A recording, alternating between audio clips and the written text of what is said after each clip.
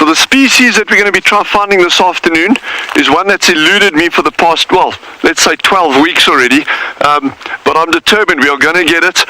And this little guy is called an art wolf. I've actually missed a couple of really good opportunities already, so I am absolutely 100% focused on it. And the reason I wanted to start in this area is it's actually a very good area for art wolf. There's a little bit of vegetation cover, and as we move further south and southwest into the wind, that'll mask our scent, but there also is a higher concentration of grass, and in consequence higher concentration of termites. I will show you the termites that we're after just now and why they're so important for these art wolf, and that's the reason we're going to be covering these areas. The temperatures, I'm probably a little bit overdressed for this afternoon. It's not as cold as I'm making it look, but it was cool on the drive out here with the wind. But let's see if we can get this art wolf. The temperature is going to be good, probably in about half an hour, 40 minutes time, and with the wind we'll be working into it, so I think we're going to give it our absolute best shot that we can for them this afternoon. They are not easy animals to find. They cover very big areas and they're very cryptic, but let's give it our best.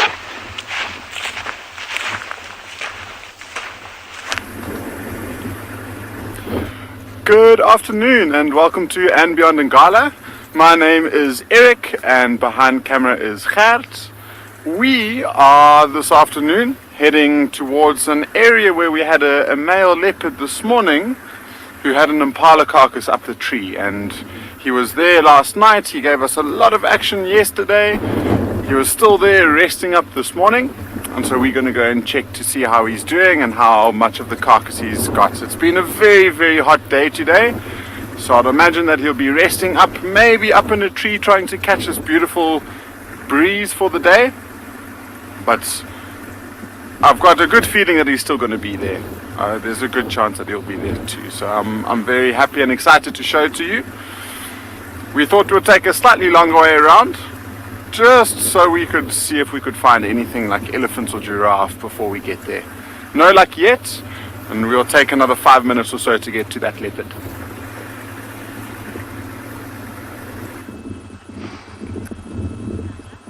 Good afternoon everyone, and welcome to Djuma Game Reserve, where it is hot, 33 degrees Celsius, even hotter than yesterday. My name is Lauren. I have Theo on camera, and we're going to try and get Theo to go back to that lizard, and it's not going to be easy because it's very high up in this jackalberry, and I think it's the same one that we've been watching, but the head looks far bluer than it did yesterday, and this is a tree agama. It's the same individual, who, believe it or not, they're quite territorial. So I think every single time we come past this tree, it's absolutely worth checking for this individual. I don't quite know how Theo spotted it today. It blends in so well to the bark of this particular tree. And it's basking, because reptiles must bask. They're ectotherms, which means they get all of their energy requirements from the sun. They're solar powered. If they don't bask, then they won't have enough energy to conduct their daily activities, such as hunting, moving, seeking a mate, being territorial and marking your territory. It's not an easy business, being a tree agama. Many of you are saying, wow, I know, it's incredible. This is my third time spotting this individual, and I think it's worth actually always checking to see if we can possibly see mating one time. It would be great to see the males. They do look very different. Sexual dimorphism in this particular species, where the male and female are not alike. And believe it or not, tree agamas have a special device, if you like, on the top of their head. And it's called the pineal organ. That's the name of it. And it's supposed to react to environmental cues. For example, day length, or sunlight throughout the day, which then denotes day length. And it sends information to the brain about day length, temperatures, when to bask, when to not bask, how to react to everything that's going on around you. This special organ in the head does that, which I think is really fascinating. Kala, I don't believe the blue colour in the head changes in females. They're quite nondescript. They're not really as spectacular looking as the males. But I'm not sure if the males actually change from when they're sort of getting ready to be sexually active. I imagine they do. I imagine they undergo a process of change from being very similar looking to the females to then being brightly coloured when they're dominant and territorial. They look very similar to my old bearded dragon that I used to have. And they are quite fierce. They will battle for territory. So what a great start to the day. We're going to bumble to the next waterhole and see who's there. Good afternoon, Mobile. We've got our first mammal for the day. And it's actually not just one, but there's a few of them. So we've got these nice big kudu bulls that are one's on the road, and the other ones are around about where he is, but more to the right into the bushes. It's so cool to see them unobstructed out in the open like this. So I think he's moved off. Sometimes kudus are very difficult to view because they are in such dense areas and they're quite nervous if we approach them. So he's at the distance where I'm feeling like he's far enough if we were to drive forward to see if we can see a few of his fellow kudu bulls, it might be fine. So I'm actually just going to start up the engine and just reposition slightly. And see, that one's horns were looking impressive, but they were probably only about halfway in length. So those horns will potentially double in the next 3 or 4 years or so. So if there's a young one, they often associate and hang around with some older kudus. So hopefully we get to see a couple of them. There we go, there's one. So that one seems like it's a little bit bigger and behaving more like a kudu does. So we get these fleeting glimpses as they walk into the dense bushes. And it's something that I've never quite understood. You know, these kudus are, they survive in habitats that are so dense. It must be super difficult maneuvering through the bushes with such long horns. And in fact, it will sometimes slow them down a lot, especially if they're getting chased by lions. You know, they won't be able to maneuver as quickly. So we are getting a couple of good views of them. So not as good as the one that we had originally, but at least they're just watching. And they're frozen for now, ears pointed forward. And when they're unsure of something, this is their behavior. So they want to freeze, limit their movements so that they don't get seen very easily, and they just want to lock in and listen. And if they're not too comfortable with whatever's close by, then they might do that and move off to a safer distance. If these kudus were to see that leopard, they would feel like it was a threat and they would alarm call at it. And so that's something that we could listen out for a little bit later on as we go on. So that deep bark, it almost sounds like a dog barking. And they only call if they spot something. So it's usually something like a leopard or a lion. And so as we bumble towards it, we'll definitely be listening out for alarm calls from kudus and impalas and other things.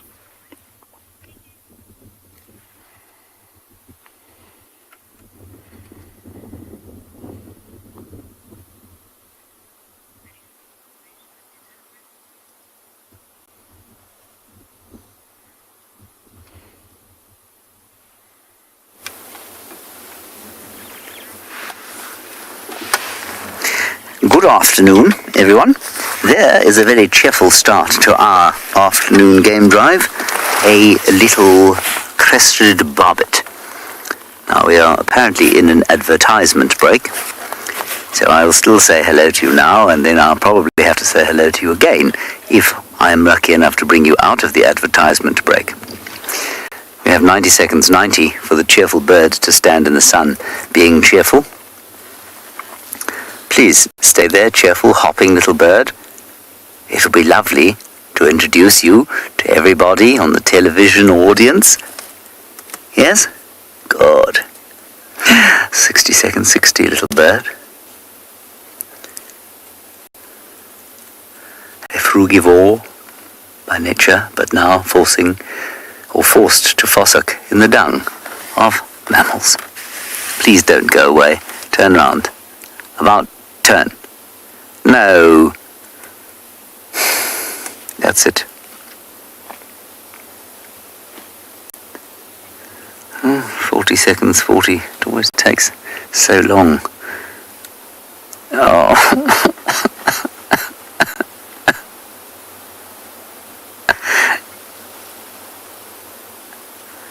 Do I dare move and risk flushing him away, or... No, he's flown himself. Vintage.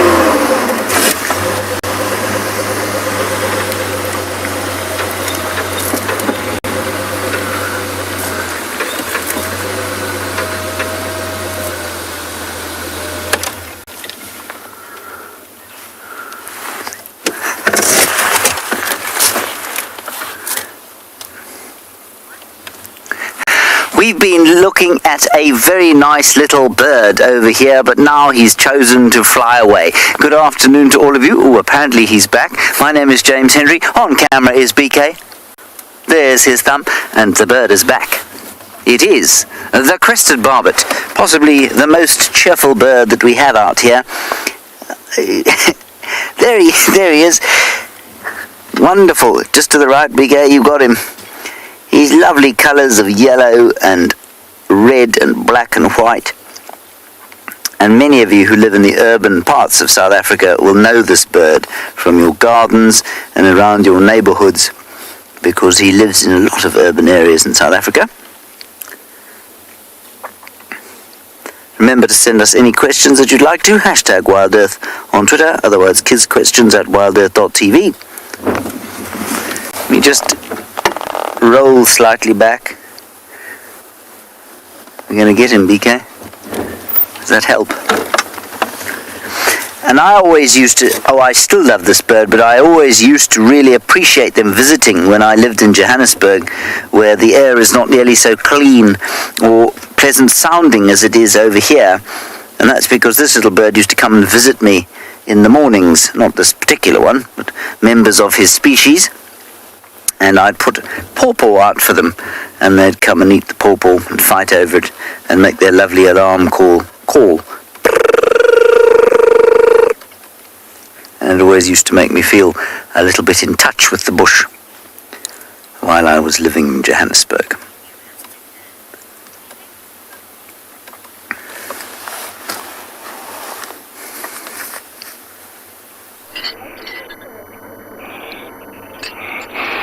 Hello everyone, good afternoon. I hope you're having a very good time.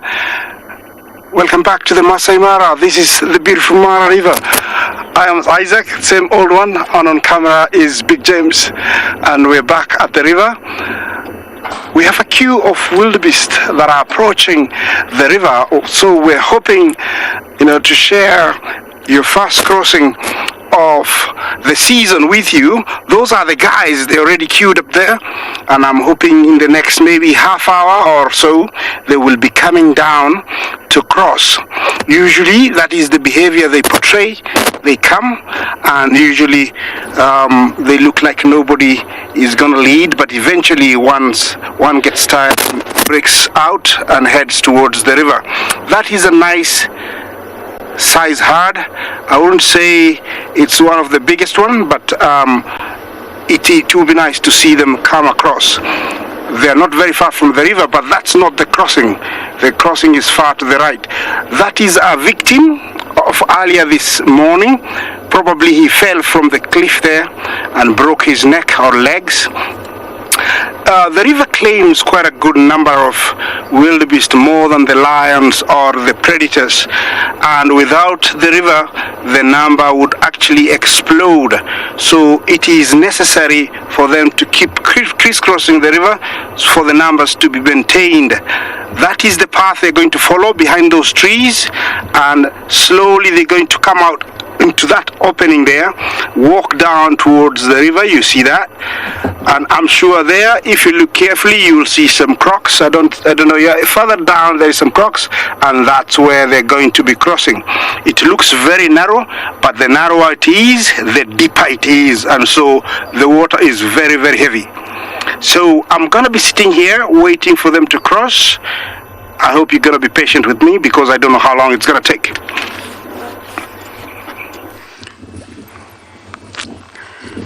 We've came across the most gorgeous Ellie bull. He's huge, and I think he's much older. I think he is what we classify a gentleman. Normally when elephant bulls get a little bit older, they're just more experienced. They know what's a threat, what's not a threat. They can also control their not that they can control their hormones, but they can control how they react to their hormones. So even when they're in a state of must, they're able to control it a lot better. They'll be very smelly. This one's not in must, thank goodness, but they'll be able to handle it. It doesn't make them angry or aggressive as it would do the younger bulls who don't know how to control themselves.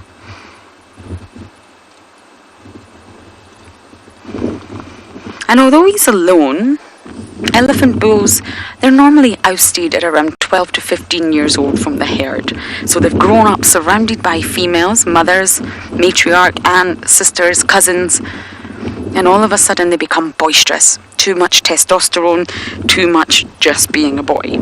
And the females will start to signal to him, it's time to go, young man. You are far too boisterous for this. And they will kick him out. And then he's got to learn how to adapt on his own.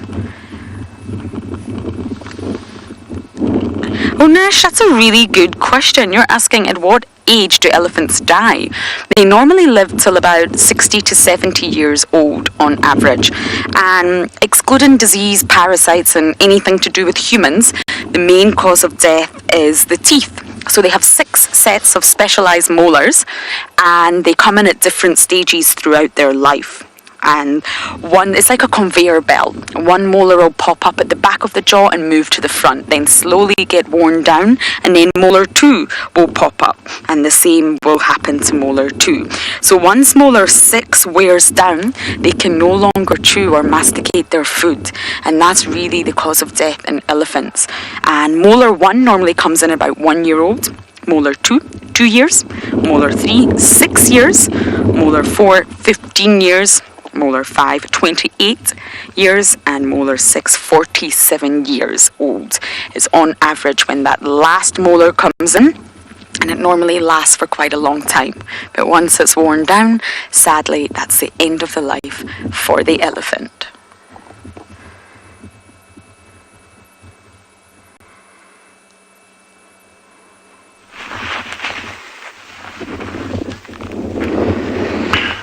So I was mentioning earlier about the reason I want to be covering this area this afternoon. And what we've got here is something really, really special. And it's critically important to what we're trying to look for. So these little guys over here, this amazingly specialized little mound of sand, it just appears a couple of tunnels. These are the tunnels of termites. And not just any termite, this genus is called Trinovatermes. It's one of the snouted termites, and they actually have eaten this entire little grass clump over here. You can actually see the tips, how they've been chewed off at 90 degrees. So they've been chewed off completely like that, 90 degrees to the stem, that is. And it's really, really, really cool. So this species is probably the single most important for the survival of aardwolf in these areas. But the key thing is that these termites, and that sounds dead obvious when you look at them having eaten this clump of grass, to say, well, actually they need grass cover in order to survive. But they really do need grass cover, and it's not just any grass cover. This species of grass is called silky bushman's grass. They've actually destroyed, well, not destroyed, they've eaten this whole clump over here. This grass that we're seeing here, so this is a perennial one that the termites are eating. In other words, it lives, like it survives all year and just regrows from the root stem. This is an annual. This little guy called Kalahari sour grass is ubiquitous across the Kalahari, but it actually just grows from seed every year. This is not what these termites are eating. So as the land gets more and more degraded, you get more and more sour grass, less and less of these little perennial species, and in consequence, less and less termites. What that means is things like pangolins start suffering, aardwolf start suffering. You can even get things like aardvark that start battling. So your grass cover, and not just any grass, very, very specific species, and the good quality species like the silky bushman's grass are critically important. And that's got a whole lot to do with the lack of apex predators, or the presence of apex predators, and the impact that they have on changing animal behavior in order to conserve grass layer, your grass sward. So it's all very, very complex, very intricate, but also super, super, super important that we try and understand these systems and what are the driving factors behind them in order to enable these very, very specialized species like aardvark, aardwolf, and pangolin to survive in these semi-arid savannas. So this little species is going to be key for us to try and find our target species for this afternoon. Let's see if we can actually do it.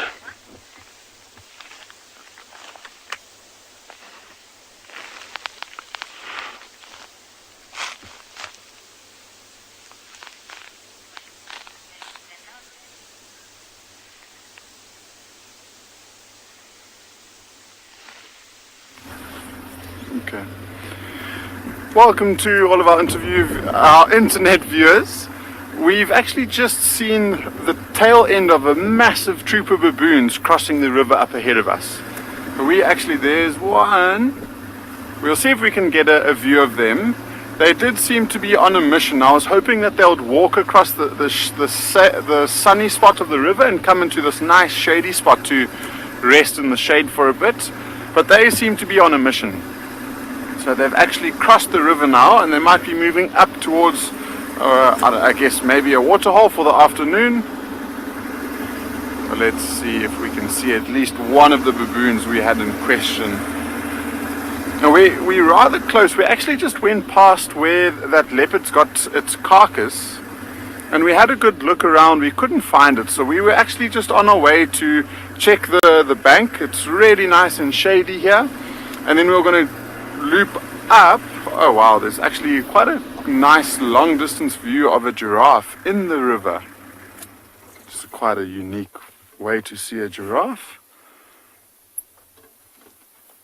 So let's have a look at him.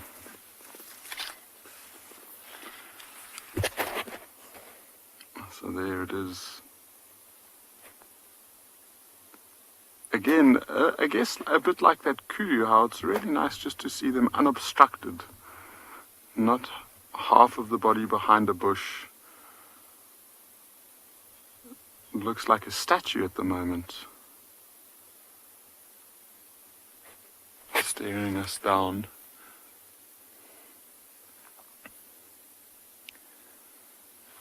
I wonder what it's doing there. We might have to just go have a closer look soon and just investigate what he's up to. See the tails moving, but he's just locked on us.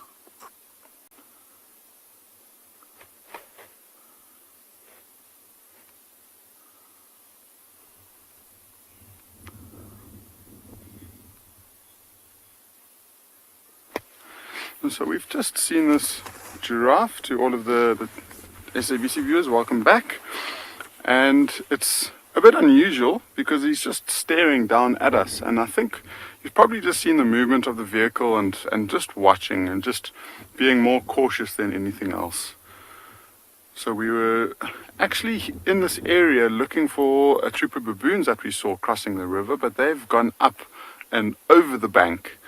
So we've lost view and we won't be able to see them. But because this giraffe is standing still, we might try and just reposition a bit and get a closer look. Just before we saw this giraffe, I was mentioning that we went past that area where that male leopard had that impala carcass in the tree, and the carcass is still there, but there's no sign of that leopard. And I think it's just so hot that he's probably resting up in as much shade as he possibly can. And so doing a slightly wider loop again and coming back within the next 15-20 minutes or so is a good idea. We'll probably sit at that carcass and not see too much, and it might be nice just to check if there's anything else around the area. Oh, this is actually, I can see two animals we don't see often. So there's a kudu and that giraffe. Yeah, so it is in a staring contest with me, and I think it is probably going to win. Giraffe are expert starers, especially when they've seen, say for instance, that leopard. They will sometimes watch it for hours on end. So I'm just going to quickly turn the vehicle, and we've got a kudu and a giraffe, like I was saying. So it's actually really cool to see the two of them together, and both out in the open. So this would be a different kudu to the group that we saw earlier. So Rosalind, in terms of weight, a big kudu bull can weigh around about 250 kilograms or so. And at the shoulder, it stands roughly about 1.5 meters. So that is, what is that in feet? I think that's about 7 or 8 feet. Something like that. You know, in my mind, these two are probably some of the prettiest looking animals, not only antelopes, but animals that we find within this area. Especially that Kruger, that's that kudu with the really big ears, and that giraffe with the long neck and funny patterns.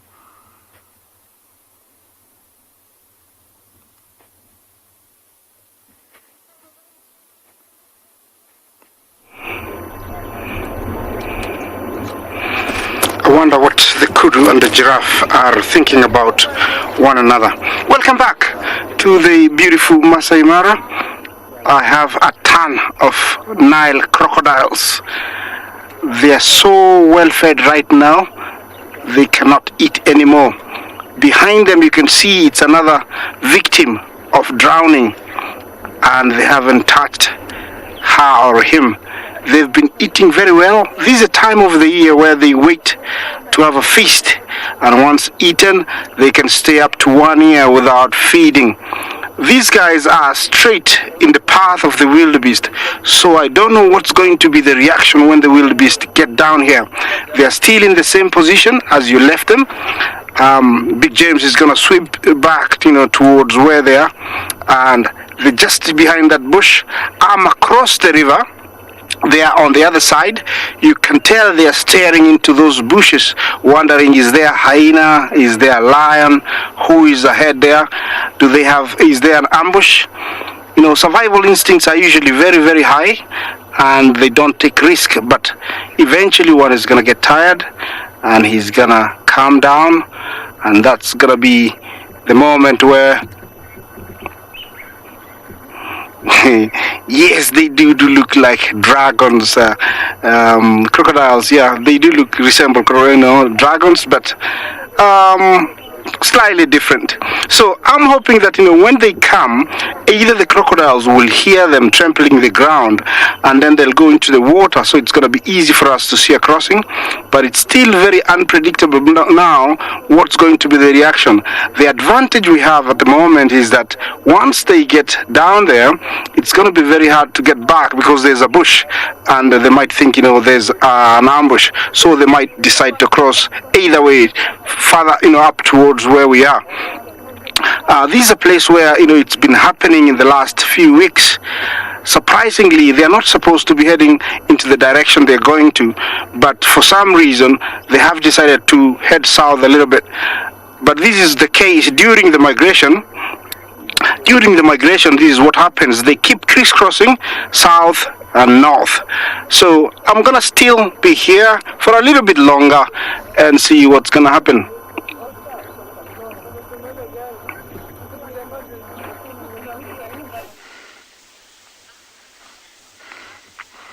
So going from a wildebeest migration across a massive river in the Mara, here is a grasshopper.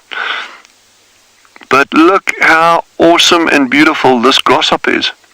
So this little guy is actually, we've just been watching him feeding, walking along the sand, and he's feeding on little bits of detritus and dried vegetation over there. But this little guy is remarkable for his ability to actually hide in the sand. He'll actually bury himself just under the surface of the sand to escape detection. He barely even needs that. I mean, look how incredibly well camouflaged he is, with the russet color of the sand, the beige color of the grass, the darker bits in between. I mean, that is about as good a patch of camouflage as you can ever hope to get. But I was just admiring this little patch over here, and I was half considering just doing like a full 3 hours on like 20 by 20 centimeters, because you got that stunning, but you could literally do 3 hours on this tiny little patch.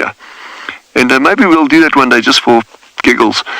But I mean, you got the grasshopper, then you got these grass seeds. That's 2 species. You've got gemsbok droppings, you've got kudu droppings, you've got a dead animal here, there's ants walking around over here, there's camel thorn seeds. The diversity just on such a small patch of apparently bare ground is pretty phenomenal.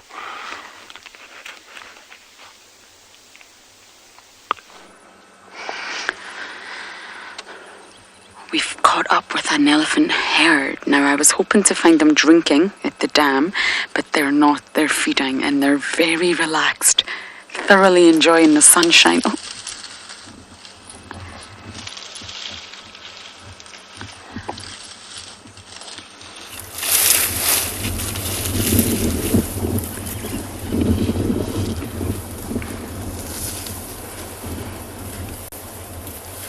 They're so relaxed. The winter diet's really not been too harsh for them here.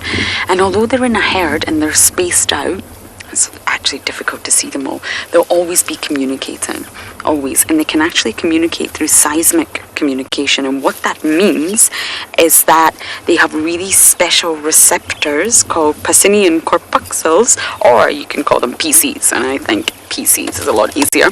Humans actually have them too, but they have a real cluster of them. Anyone mobile? Oh, sorry. On their feet, and this is sort of sends messages to the brain, so they're actually able. Oh, there are elephants going to the dam. How exciting. We've got another herd going to the dam. Okay, we'll sit with this one for a little bit longer, and then I know where I'm heading next. So they can communicate through sounds that vibrate across the ground, and they're picked up on their feet. So sometimes when you see an elephant standing on its 3 legs with 1 leg raised off the ground, they're trying to triangulate the vibrations. They're trying to understand what the other elephant is saying to them. Isn't that fantastic? Way beyond human comprehension. Oh, and now this individual decides to hide behind a tree. Oh, there's a youngster.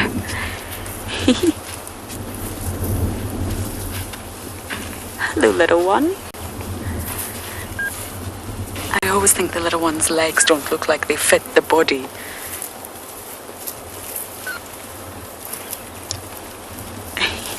He's still learning to use his trunk with all those muscles.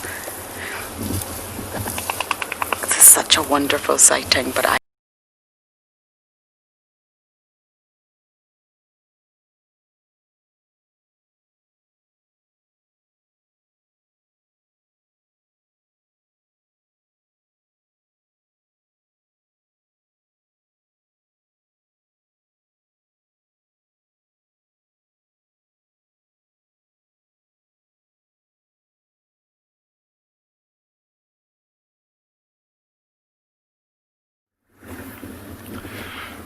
So we've just decided to check the bank where that's the carcass is.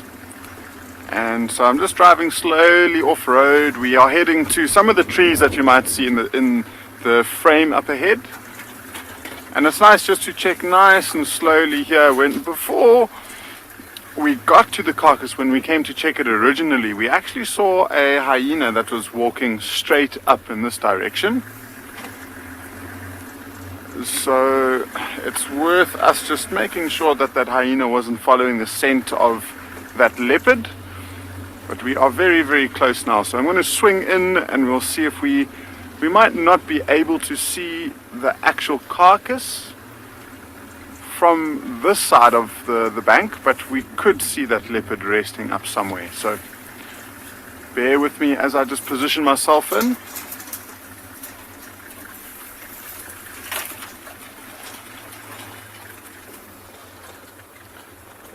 So no luck yet. The tree is off to the left. We'll try and get you a view of the carcass. He's positioned it, maybe if I just stop here, that looks too thick if I move forward.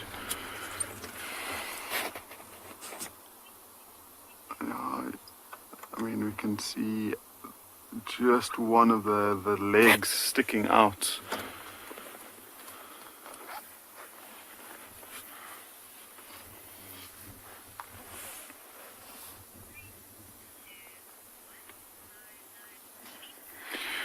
We've just got to the carcass, and you might just be able to see it in frame, but we are now, I mean, with that golden sand in the background there, so we're on the bank of the Timbavati River looking basically down at the carcass. And so far, no sign of the male leopard who put the carcass up there, but he could be anywhere around here. I mean, it's such a nice area for him to be in, and not only because of the shade, but because there's pretty much the last bit of water around. So he might have gone towards that small little water hole to have something to drink and rested up somewhere there rather. Now, he's got no worries in the world with this carcass being in here. Nothing can get to it apart from another leopard, and he would have a pretty good idea if there was another leopard in the area. And so having this carcass in the tree is just a nice way for it to keep safe. I mentioned a bit earlier on we saw just one hyena coming to investigate. It had its head up in the air and it was smelling, so it more than likely caught the whiff of a carcass, and it was probably just coming to investigate. And I mean, if you just look at the tree. So Andrea, I've been a guide for all of 5 years now, around about 5 years. I started off in a reserve called And Beyond Pinda, which you've probably seen already today, and I was there for just under 3 years, and I have been here on Ngala for just under 2.5 years now. So I suppose coming up to 6 years at the end of the year.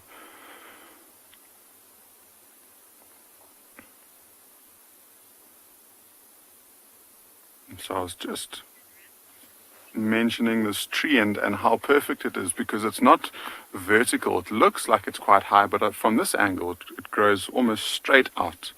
Makes it a lot easier to take a carcass up there.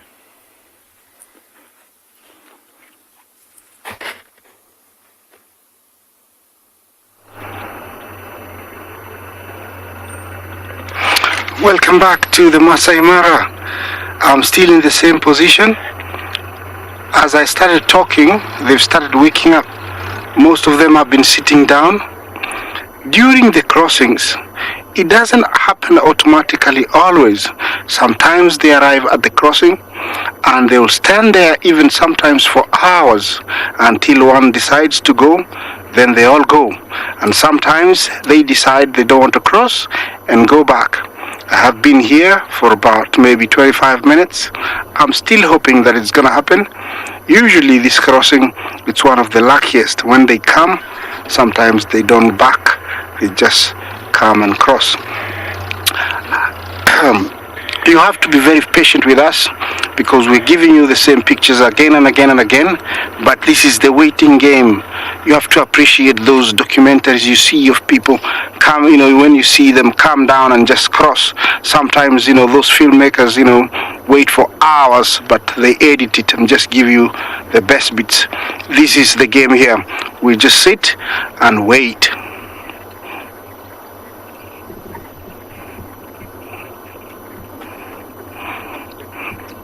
Kona, thank you for your question. Yes, hippos, I would say no, but cases of crocodiles attacking young elephants have been hard. Yes, a young elephant is a good size for a crocodile, you see how big these guys are. Most of the ones you see here are not actually the actual size. These are about 3.5, 4 meters, which is around 18 feet. Over here they can get up to around 20 feet and can weigh up to a ton. So a young elephant can be a snack. It's a small prey for a big croc here. So they do attack baby elephants. Although they risk a lot, because mother elephants are very protective. They'll go those crocodiles, with their tusks. I have seen them, going after them and searching for them in the water with their trunk and trying to trample them with their, front legs. And usually the crocodile gives in and, swims away. So, trying to go for a young elephant is like a death wish.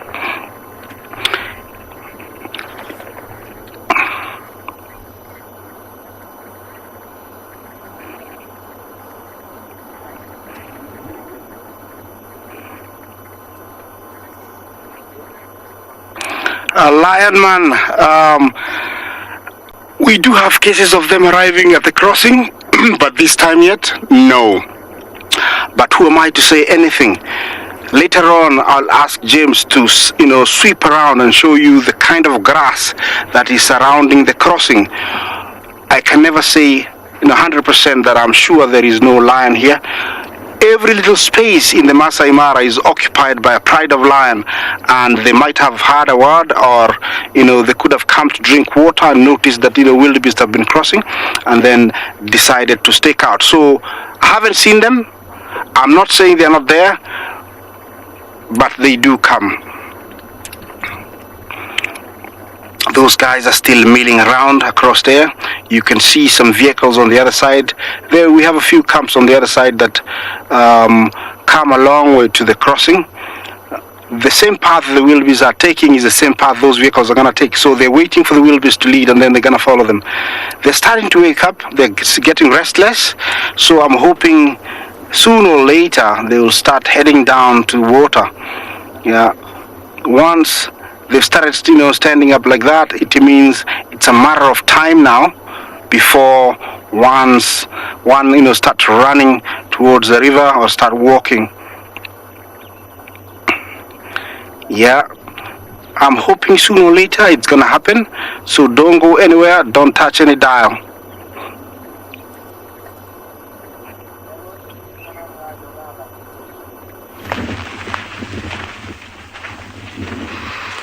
So what I'm looking at over here is quite interesting. And people are going to think I'm nuts, because I've just been telling everyone how important these little termites are for finding artwolf, and they are absolutely critical.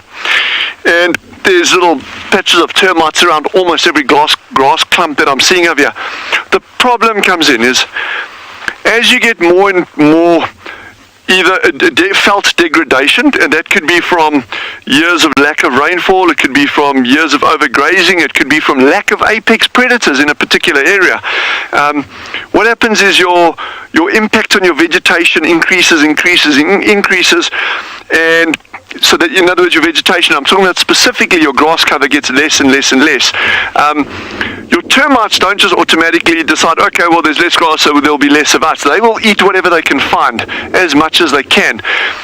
The problem comes in is this, and there's some really fun studies that have been done on it. The predators, apart from your larger mammals on these termites, are other invertebrates, particularly things like scorpions, spiders, praying mantises, these kind of things. The problem is most of these little animals are ambush predators. Okay, spiders being notable, and things like praying mantises also very, very important. As the vegetation cover recedes and you get less and less grass cover, there's less cover and places for these little predators to actually hide and actually catch things like termites. And these termites can produce tens of thousands, hundreds of thousands of alates in a season per termite mound. So what can happen is as your vegetation gets less and less dense, your predator, your invertebrate predator number can drop, your termite numbers can pick up, and they will start actually having an even larger and larger and larger impact on your felt condition, and they can actually just flatten what grass remains. So the key thing here is apex predators need to be present in a system. There's no question about that, and there are innumerable studies to prove that. Very, very solid evidence for that. Your rainfall, and you can't change that, but then also your game density needs to be low enough. But your apex predators are one of the key things in terms of keeping ecosystems intact and healthy. But we can chat more about this as we go. But anyway, so that's just a little anecdote about termites and environment and aardwolf and how it kind of all links. So although you've got lions and leopards running around that can kill aardwolf sometimes, they are actually very important for maintaining systems in a condition that enables these specialist little animals to actually persist and survive. So when you look at these landscapes, just spare a thought. It's not nearly as simple as it looks at the outset, and it's not just rainfall driven and rainfall dependent, although that is a very, very crucial factor surrounding these semi-arid and arid savanna ecosystems. But let's continue and see if we can get that aardwolf for you.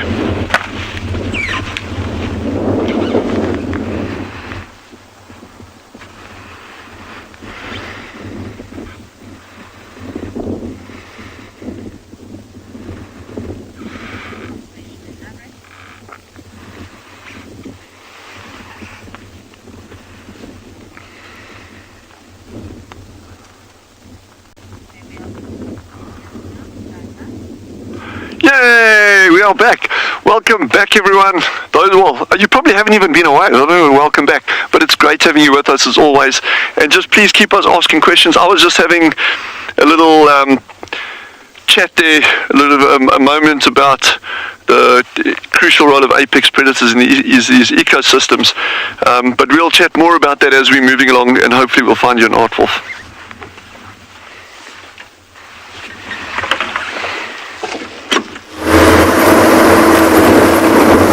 We have got good news. There is a leopard up at the waterhole near camp. We'll do our best to get there. It's going to take a little bit of time. I was going to go down to Python here, but I think we'll make our way to that leopard rather. Maybe we'll have a quick look at that kudu in the meantime, because we're going back to TV.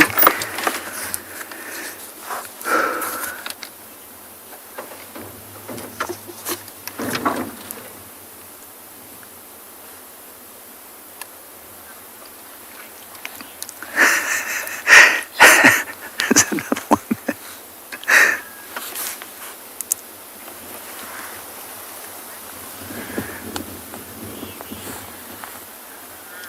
Very exciting news here. Not so much that kudu behind the bushes, but there is a leopard that we're going to try very hard to get to before the end of the show, which I think is in about 15 minutes. So we can drive very fast up towards the north, and with any luck we'll be able to show you a leopard. It will be very exciting. And it's a hot day. I think she's just hanging around the waterhole there. So we'll quickly to see if we can get there on time. That was a kudu that we were looking at there. All very calm, enjoying the coolth of the shade there on a hot afternoon.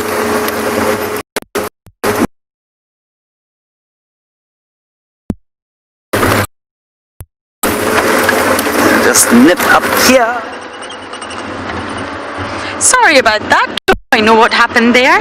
We are now leaving Tswalu Dam. It was very, very windy, and I think we are going to head west on our little journey. The wind seems to be affecting the animals here. We had a huge herd of elephants run towards the car, very startled, very upset, and it wasn't with our presence. It was indeed with the wind. They got spooked. Something spooked them, and once one elephant reacts, they all react. It's almost like sort of peer pressure. Everyone's got to be startled and they all came running towards our car. It was fantastic. Now the wind is the sort of perfect weather for predators to really make use of. So I do wonder if very soon different species will get active. Let's hope so.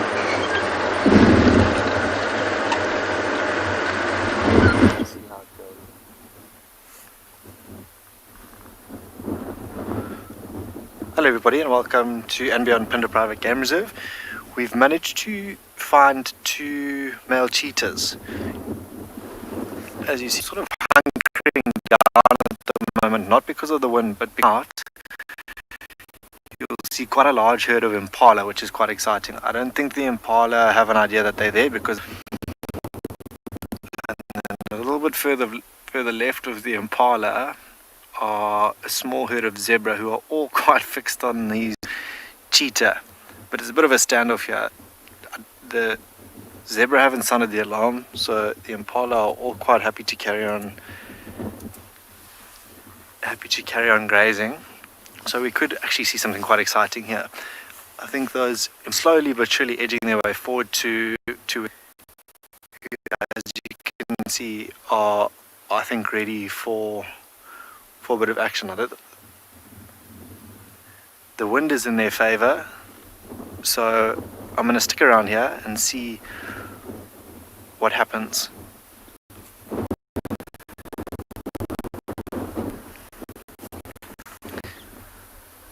They both sort of keep looking around. I think, yeah, the last time, if you've been following the show, these 2 had eaten something small, so it definitely is time for them to hunt again.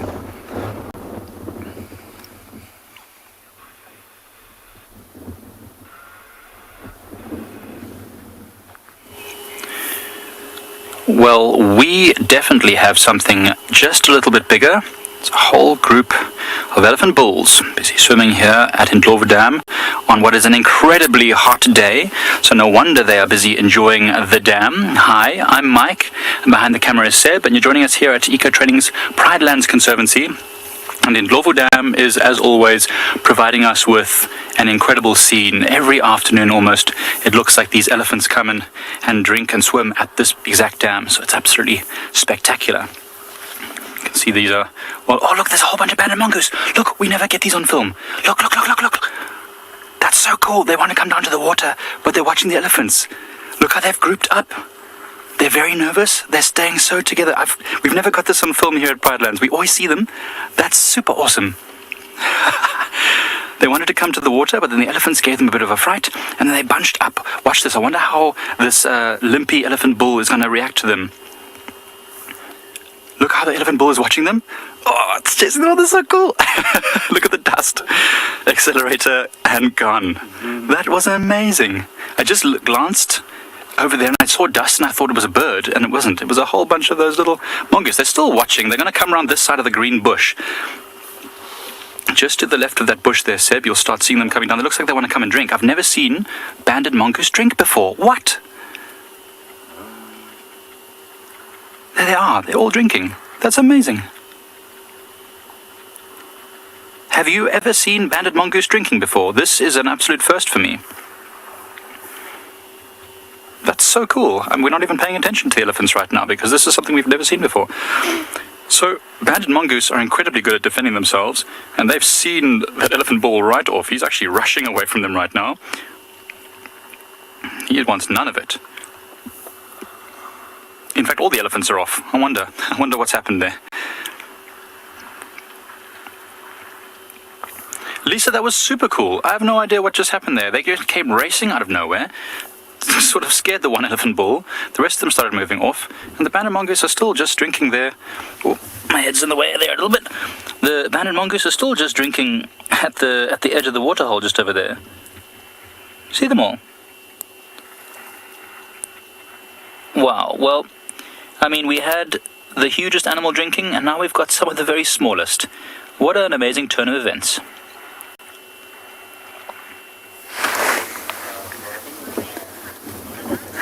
Look, we've got a female leopard here,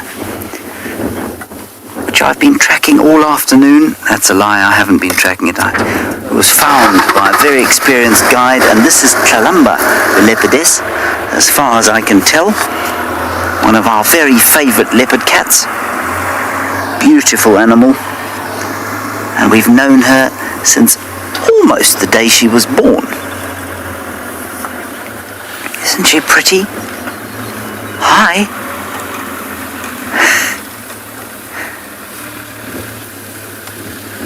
Oh, that's so special.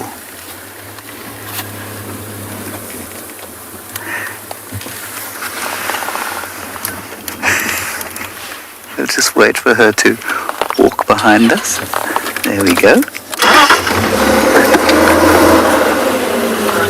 I'm just going to go round here and then we'll get another view.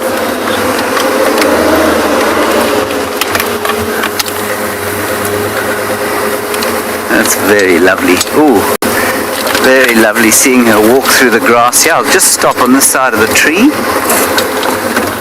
And we'll get a lovely view of her in the grass there.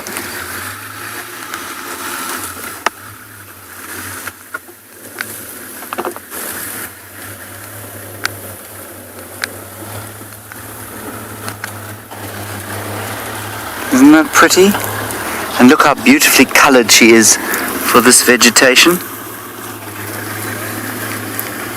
She's looking for probably a scrub hare or something else to snack on in there. Maybe a francolin, but most likely she's hoping that she'll flush a scrub hare. Let me just quickly move a little bit. We might have time for one more view if we are very lucky.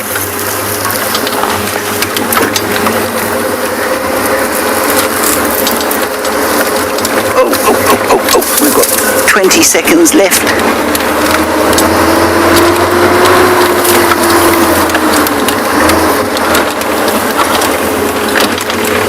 She's gone into this thick bush here. I'm sure she's going to come out. If you want to keep on watching, you can do that on YouTube. Otherwise, thank you for joining us. We'll see you tomorrow, same time, same place.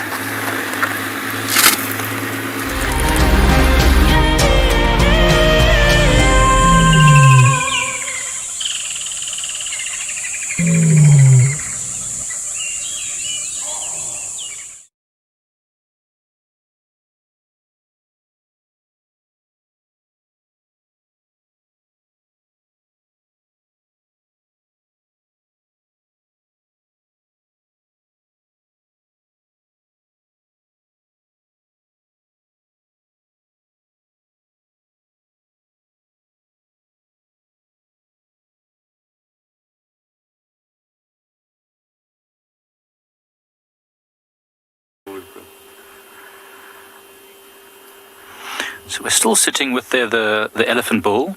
The mongoose moved off. This elephant bull is the one with the one short leg. Just lay down completely in the mud and just got up so quickly. It's amazing that an animal with such a disability is able to move just as easily as all the rest of them. Can't walk as well, but can lie down and get up with absolutely no problem at all. In fact, I think he actually finds it easier because that short leg just wedges under it and then can lift himself up. That's so awesome. Maybe now it's just moving away from where it was mud wallowing to have a little drink, or maybe just looking for a slightly shallower way to get up the dam wall over there to follow the rest of the elephant. Look at that leg. Now you can really see just how much shorter it is. It's a good 6 inches shorter than the other leg. It's amazing. So strange. But yeah, I think it's going to follow the rest of those elephant bulls now. They went and dust bathed just behind where he is, but it might actually come all the way this side of the dam to get around where it's a little bit shallower and not so difficult to climb up. I'm hoping that he'll dust bathe because it's really, really cool. It's quite a strong wind, and with the backlight it will look really spectacular. It's so awesome to see the elephants on this hot day coming to the water. I think we're going to spend most of our drive by the water. Minamu I 100% think that elephants recognize human voices. Around the camps, this particular elephant and a few others come regularly to our camp, and I'm almost certain that they feel quite comfortable when they hear our voices and the sounds of the cars, because they are very relaxed around the camp, whereas I've seen them when other types of vehicles drive past them, and they get very, very alert and anxious. So they certainly can recognize it. I think they're one of the most intelligent of all animals. So just like your pets at home, they learn to recognize your voices and your commands. So elephants don't recognize our commands. I mean, we're not teaching them or anything, but they certainly recognize us as individuals, the instructors and students around the camps. So they're able to know, when we're talking to them, and we change the inflection and the tone of our voice, which helps them to know we want them to either whoa, back away. They've actually been pulling down our tents quite frequently. So we are trying to train them not to damage our tents, but yeah, I think they do, Minimo. I think they do.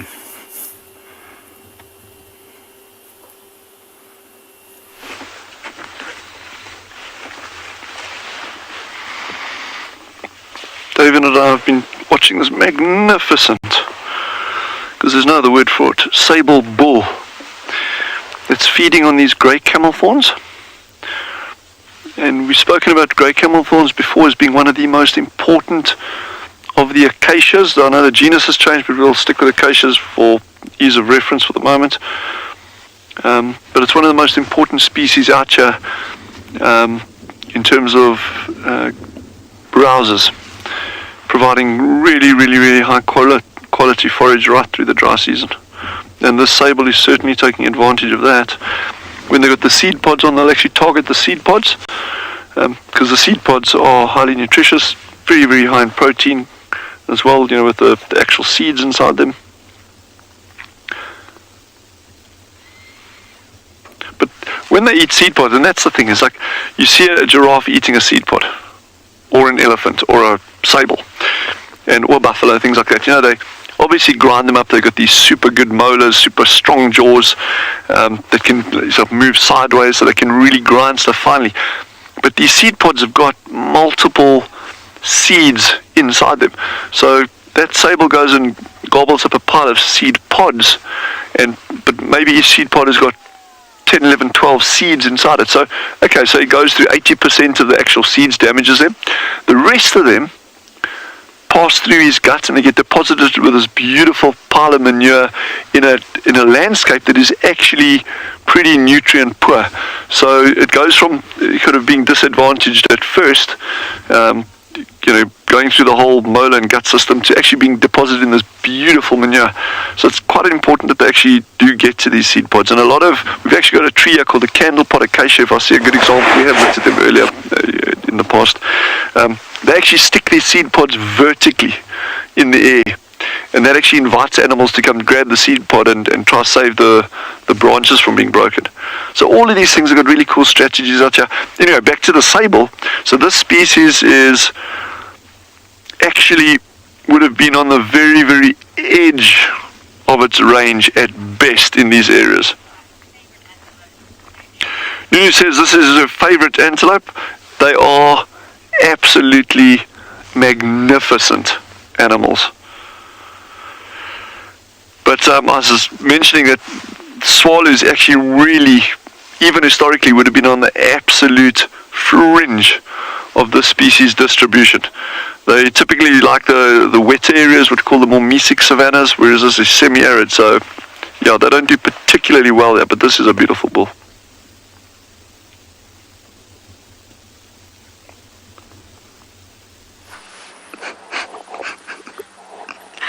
You will not believe what we found, everyone. We're at Sebwick's house and we found a spotted eagle owl.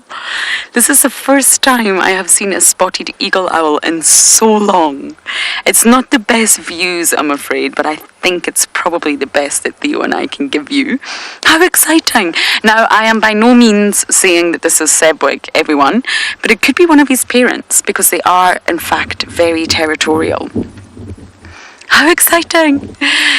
If any of you don't know who Sebwick is, he is a spotted, well, he or she actually is a spotted eagle owl that we found as a chick And all of us here at Juma watched it grow up, and it was just the most fantastic experience for all of us. And you can see this one is swiveling its head around, and owls are famous for that. If you think of the neck rotation of a human, if you're all watching, turn your head now to the left. You really can't, Theo's also doing it. You really can't get past your shoulder. And that's only 90 degrees. And then swing it to the right. You really can't get past your shoulder. And if you can, please go see a doctor. So that's 180 in total that a human has. We are really not that flexible with our necks. We're bipedal primate. And owls are completely different. That's why they're able to do this. Their necks are designed to actually turn 270 degrees. Can you believe that? Can't quite do that calculation, but it's almost 100 more than humans. So they can't do a full 360, but 270 degrees, and it allows them to see what's coming behind them. Now, for us, if we were to try and do that, it would cut off the blood supply. The contortion of the neck would completely just cut off the blood supply, which obviously could be fatal. But owls have 2 arteries rather than 1, and that's how they're able to survive such contortion. This has made my day. I may sit here for a little while longer and enjoy it.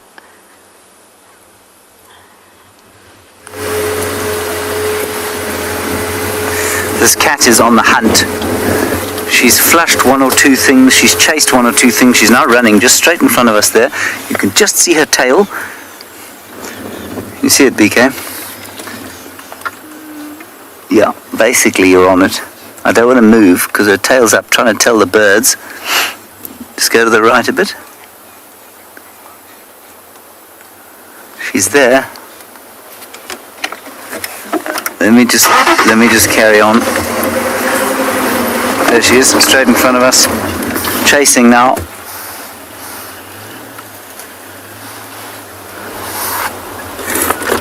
Okay, we're going to move.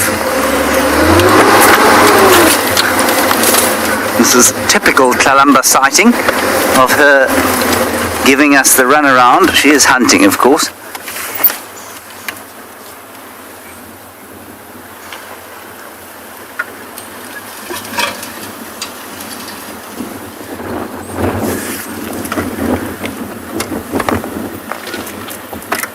Let me carry on.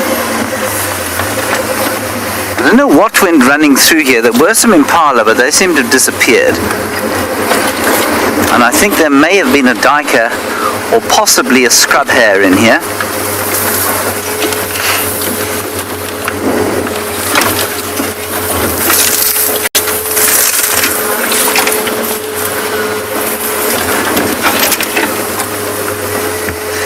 So if you say you like how she curls her tail, I do too. She's running now.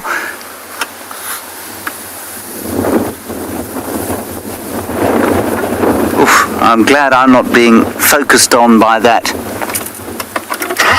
It's hard enough to see her when you know where she is. She's running now, again.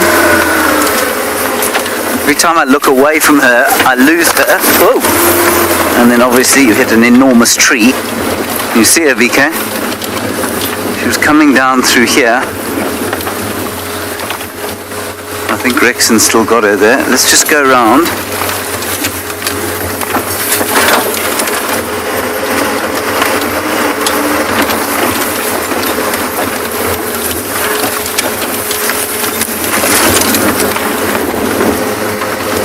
Coming straight towards where we are now.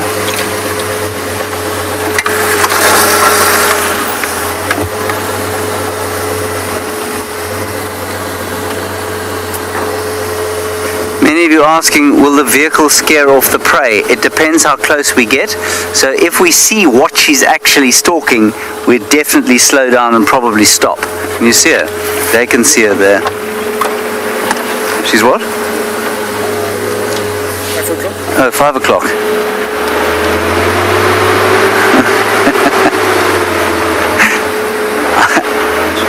Okay, you got it. But what happens also is that these cats use the sound of the vehicles to their advantage. And so, as I was saying yesterday here, she's coming through here now. as I was saying yesterday, there's no question that we have an effect. But I am of the opinion that that effect balances out. Oh, there she goes. You got her there, BK? Yeah? Positive and negative. This is the most tricksy cat.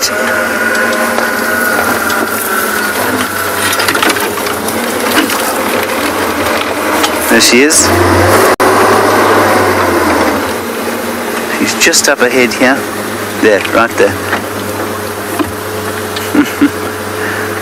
Every time I say there, right there, she moves. And BK can't get the camera on her. Try it in there.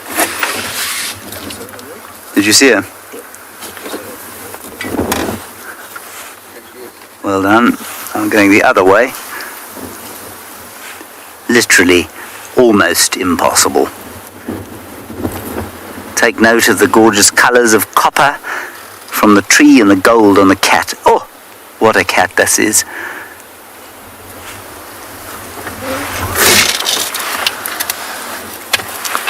Now she knows there's a herd of impala that went trotting through here. And this wind is going to act to her advantage.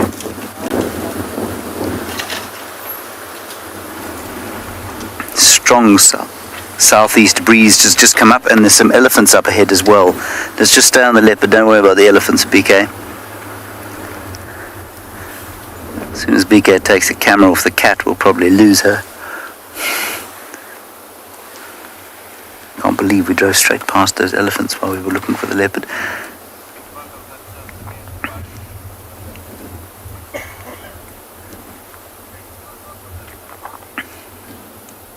Let's just listen carefully.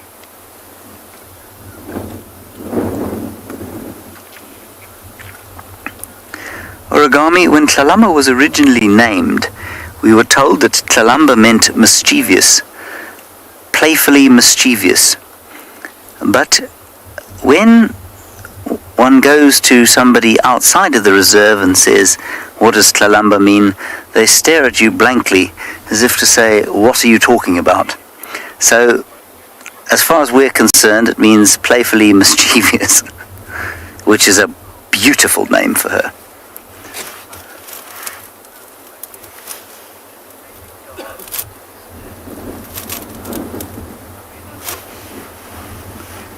It's definitely one of the better names that the leopards have had. I think the leopards that have been named on our watch have been very nicely named.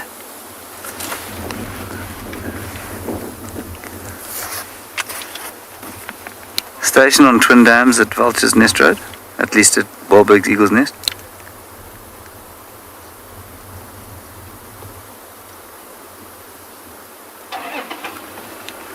She gone, BK? Where's she gone?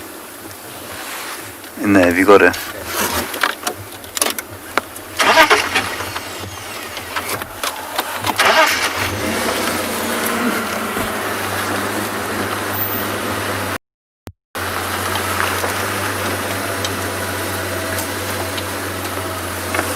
Alright, she's heading down into the riverbed.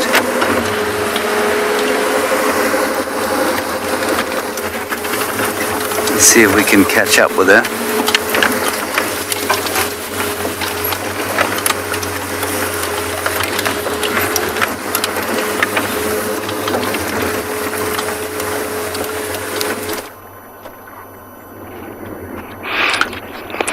Hola, hello, welcome back to the Mara.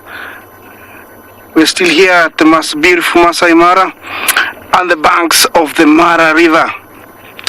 It's me again, Isaac Rotich, and on camera it's Big James.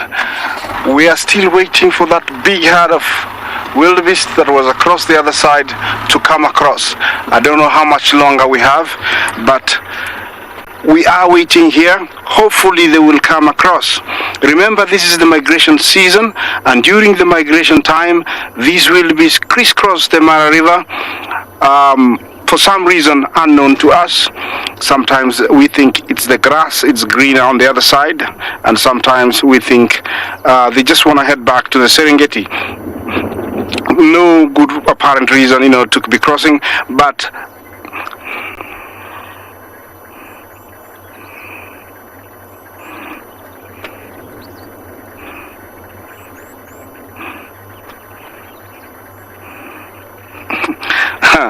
well, you like my head. I like your name. Quite unique. Well, definitely yes. There is plenty to eat at a certain time of the year, and these guys gorge themselves as much as as they can, and so I think this plays a very big role in them getting very big. Some of the crocodiles in the Mara River and another river south of where I am called Grumeti, the crocodiles grow up to 21 feet. And these are the only two places they have been known to get this big, and I think the migration plays a very, very big role. All those guys you see there, they are warming themselves up to be able to swim faster and catch their prey. Remember, this is the beginning of the migration, so they are eating as much as they can. Those guys, you can tell, their coloration is yellowish, blackish, so very sporty, so they're very young. I would give them a good maybe 10, 15 years. These guys grow up to around, old as 80 years, and some of them at that age don't move very much. Their colors darken. Sometimes the females are much lighter than the males. We will be showing you a male when we see one. They sometimes don't hang around in this particular area very much together, but I do see them every time when the wildebeest cross. You'll see them swimming down like submarines to come and catch something. In case you are not with me earlier on, I didn't mention that there is a dead wildebeest down there, and this is the case, with the river. It does take a few, and when the crocodiles have eaten, their fill, they don't, bother with these dead ones. They will always go for live ones. You see, like that one, it is not open, it is not rotten, so it must have died this morning. And where it is, it either would have jumped, broke its legs or neck, or maybe one of the big crocodiles killed downstream and swam up. They are so strong they can swim upstream with ease. Hopefully, what I'm talking about, I can be able to show you. If we zoom back to our wildebeest, let's have a look what they're doing. James, let's have a look what they're doing. Looks like it's the same old story, wondering who's gonna start. They all stopped there. What you see there is a bunch. To the left there's quite more, and I'm hoping they stretch quite a long way out there, but I can't see much further than there, so I can't tell how many there are until they come down. I'll still be here. I think this is going to be my position for a little bit, so be patient. Hopefully we get to see a crossing.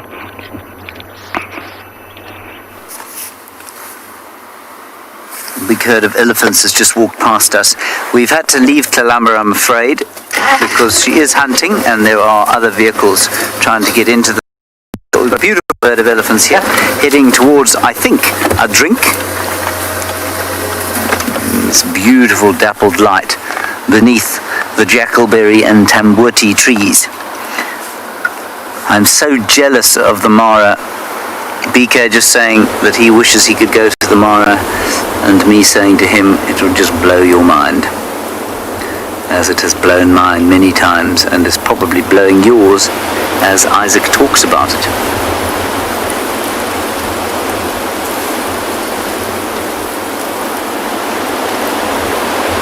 You can see how wary they are with the wind blowing like it is.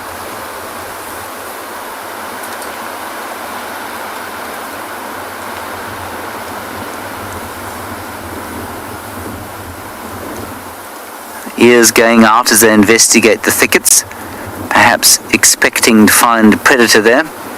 Still confused myself as to why it is they get so upset about predators when just about nothing can cause them any harm.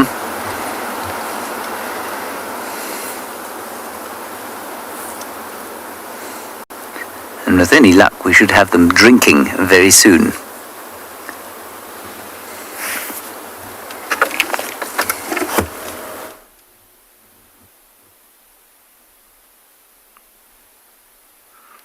Welcome back everybody to And Beyond Pinda, where we've caught up with these two male cheetah who, after a bit of a wind swirl and impala picking up on their presence and headed for the hills, they've now continued on their afternoon with a bit of a territory patrol, going up to trees and termite mounds and very prominent structures to go and scent mark up against.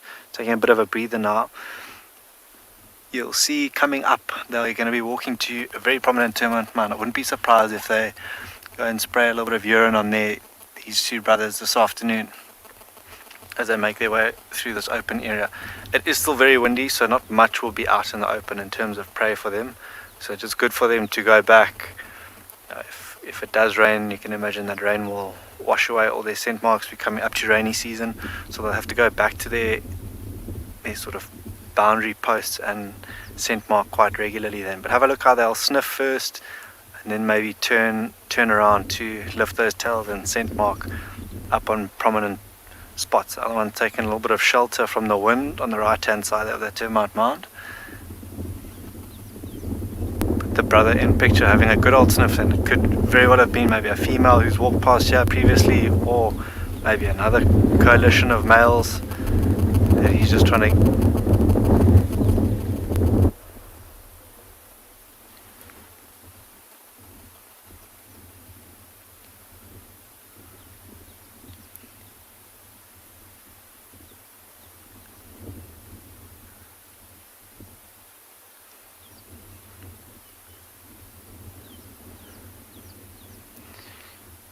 and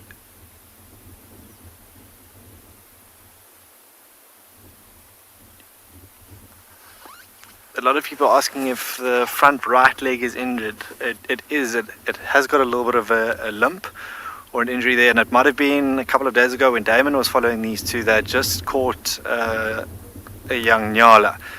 It is still quite cold. I've put a jacket on here, so when they rest, you can imagine for them to get that mobility back in their limbs, it takes a bit of warming up. So that might be him just sort of stretching it out and warming it up to do that. They've only just started moving around this afternoon, these two cheetah, but you can see the grass in the foreground bent over, almost touching the ground. It's so windy here, but ever vigilant, and being the most vulnerable of all the cats, they have to keep a lookout for other predators, lions, leopards and the likes. Make sure the coast is clear, but if another herd of impala or nyala emerge from these woodlands around them, they could look to spring into action. It does look like they're in need of a meal as well. Their bellies definitely look like they could do with another meal today. But I think just taking a bit of a break. I've walked quite a distance from where we first saw them, and yeah, just a little bit of shelter from this wind that's giving them no respite this afternoon. See how that one on the left hand side is now hunkered down, almost like a domestic cat, where they put their paws like that, they tuck themselves in to try and keep warm.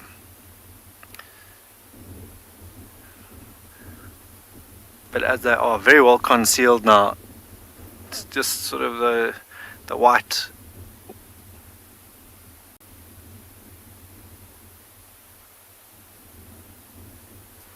Lynette, you're asking if the cheetah has an injury on its backside. Having a look now through my binoculars, and I can't see anything visible, at least on the one that was walking away from us now. But I'll have another look when he stands up, Lynette, and see if there is.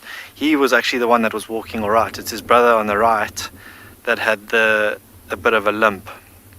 But we'll keep an eye out for that injury towards the back end of that cheetah on the left hand side.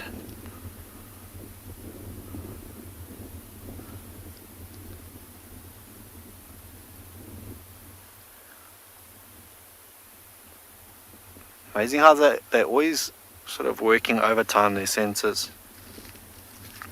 Constantly looking out, listening out and smelling. They've got their backs to the wind. I'm going to stick around here and hopefully we're in for a little bit of luck this afternoon.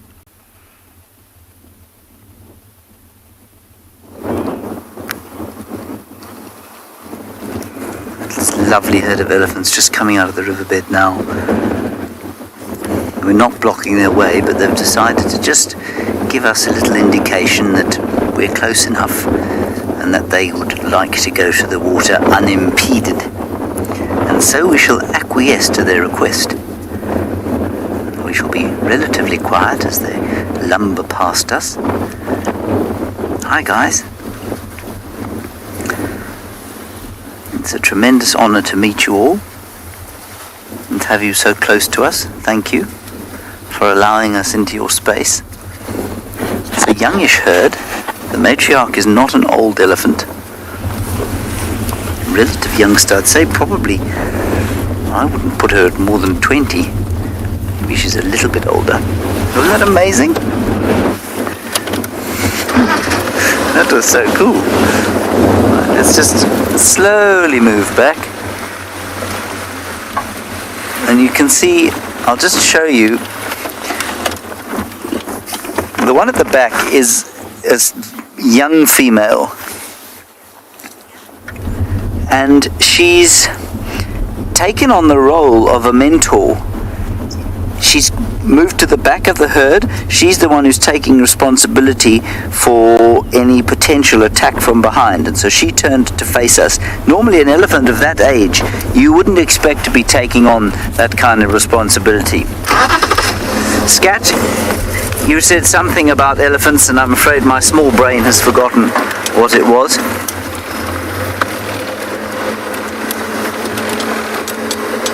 You're so in love with them. Yeah, no, I mean, you just can't help it, can you?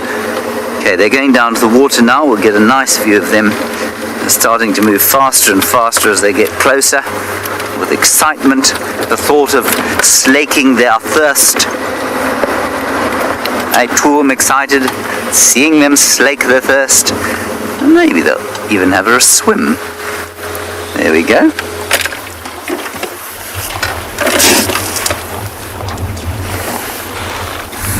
Lovely, perfect. Setting sun in their faces.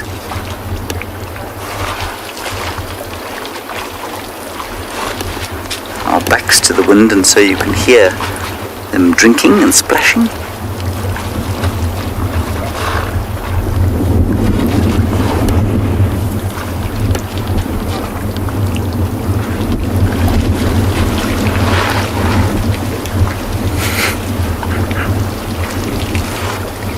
I'm just having a little giggle at a big or a young elephant bull who's obviously got left behind and then got nervous because he saw us, but now he's making his way down to have a drink as well.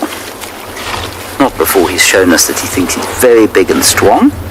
There he is, and also showing the rest of the herd that he's very independent and he doesn't need to stand right next to them because he's so big and so old. Like the first time a human child orders for himself or decides to fix a meal for himself in the fridge or cook something.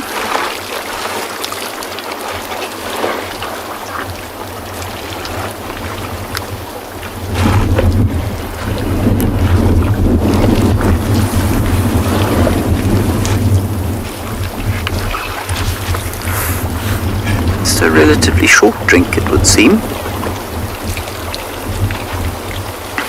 I've often seen elephants drink here and then move on to a cleaner waterhole close by. A bit of talk going on.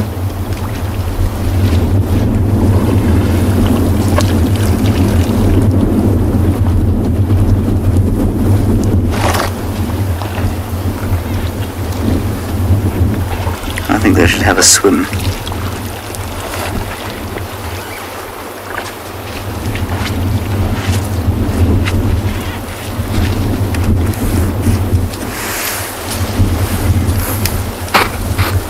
There are independent young friends still pretending that he's independent.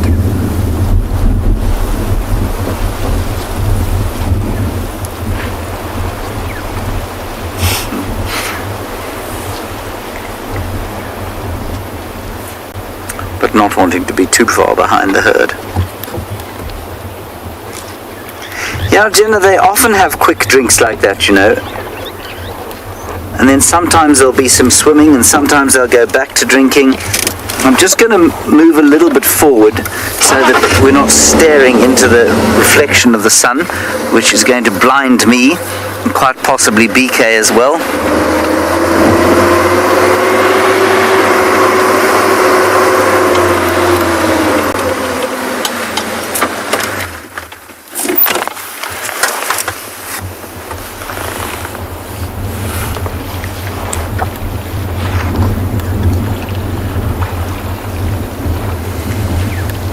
There we go. Bit more of a drink. Spray.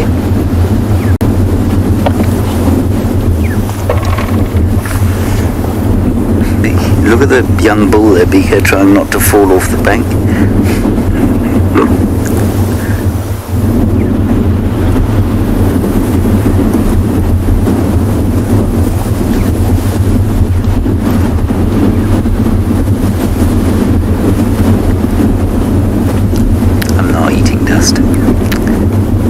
And off they go.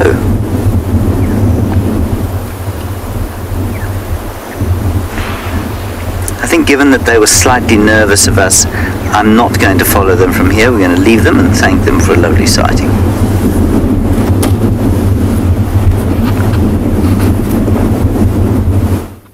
Hey fam. Welcome back to And Beyond Pin, everyone, where it looks like these two brothers have hunkered down for the afternoon for now. I think just having a bit of a break from this wind.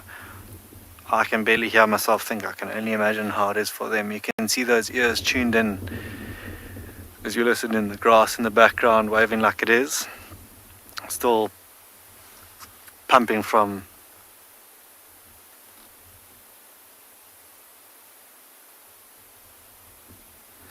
Helen, you're asking if the cheetah's ears are flattened because of the wind. They are at the moment, yes. You can see the way he's facing the same direction as the wind. So he'd be able to, and the way his ears are facing, he'd be able to hear anything if it's coming from behind him, be it impala or nyala, maybe a meal or a threat. And facing forward, he can actually see what's coming from in front of him. And he can obviously smell from the wind what's coming from behind him. So yes, his ears are pricked back for a reason. We're actually quite lucky that particular brother is lying out in the open. If we pan a little bit further back, it would be interesting to see if you could find where the other brother's lying to the right of the picture. We can only just make out his legs lying in the long grass there as we zoom in, and then a bit of his head is sticking up out through those stumps that you see. See there you go, there's a little bit of movement. I think he's caught wind of what we've said and now he's showing us where he is.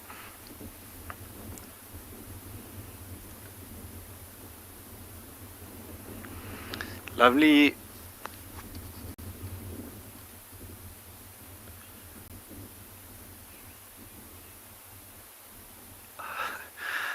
Cat got my tongue. You're asking if any of the cats bury the dead.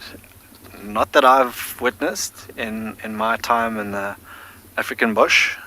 No, they often other predators will grab them, especially for things like cheetah.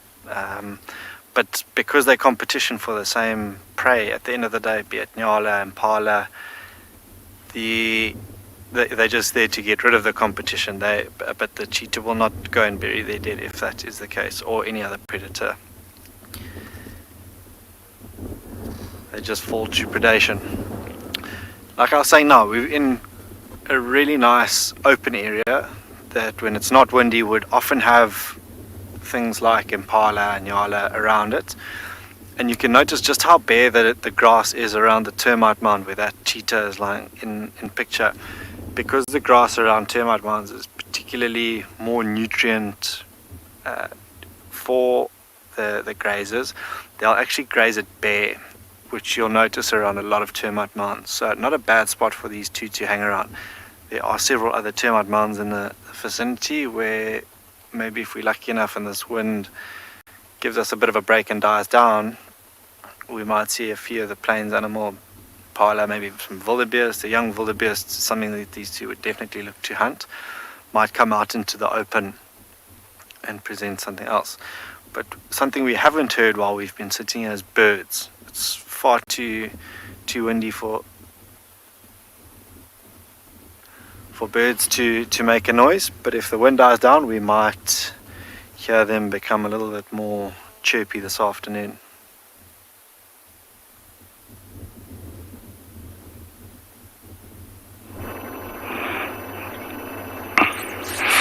Welcome back to the Masai Mara, everyone. Still same position. My wildebeest are getting a little bit restless. Now it's a matter of time. Remember, they have a mind of their own. They might decide to come to the river or leave. At the moment, looks like they're heading out. Still, it doesn't mean that they'll head out completely. Sometimes they walk 20 meters and then decide, wait a minute, we were supposed to cross, so let's go back and cross. So I'm still positive, I'm staying here. Hopefully one will say, no, I'm not going back from where I came from, I'm going to cross. Because you see these ones, these are the last few, they are still milling around. They haven't decided if you want to go or they want to stay.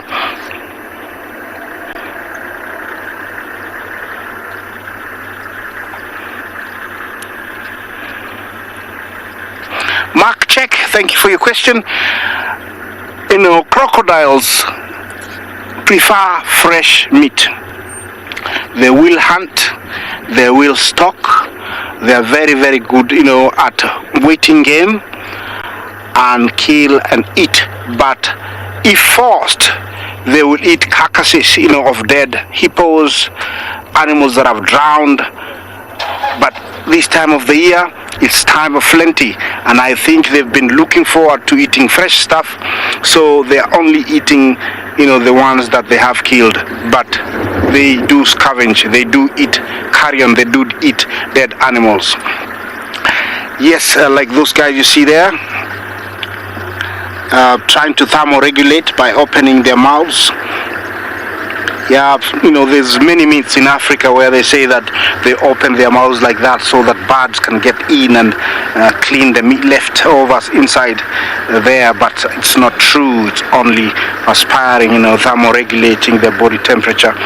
Yeah, these guys are direct, straight bang in the path of the wildebeest.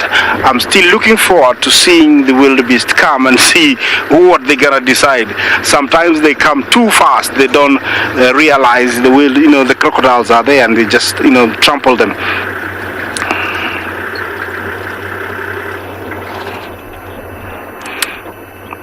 Mohammed, thank you for your question.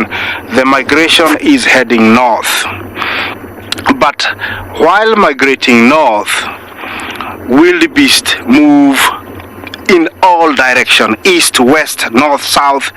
Sometimes they'll stay in an area where there's no water for about 3-4 days. Then the urge to drink water, beats everything, and so they decide to go to where there's water. So usually there is a direction that they are heading, but they'll move around. Look at this. Like I said, they can walk 20 meters and decide to turn back. They have done that. They're heading towards us now, but that is a wrong direction because there is no crossing there. They need, one of them need to learn English and learn how, to recognize the direction. They need to turn left from where they are because they're facing me. Turn left, go behind that bush, and then, walk that way. But you can tell they're heading back. They were heading out, but they're heading back. Like I told you, they have a mind of their own. Here comes the first one. Hey guys, let's see. Okay, looks like a female and her calf. Okay, looks promising. They're cantering, catching pace. Let's see. Okay, I can see some dust being kicked back there, so they're coming. Okay, there we go. Okay guys, it looks like it's gonna happen any minute from now.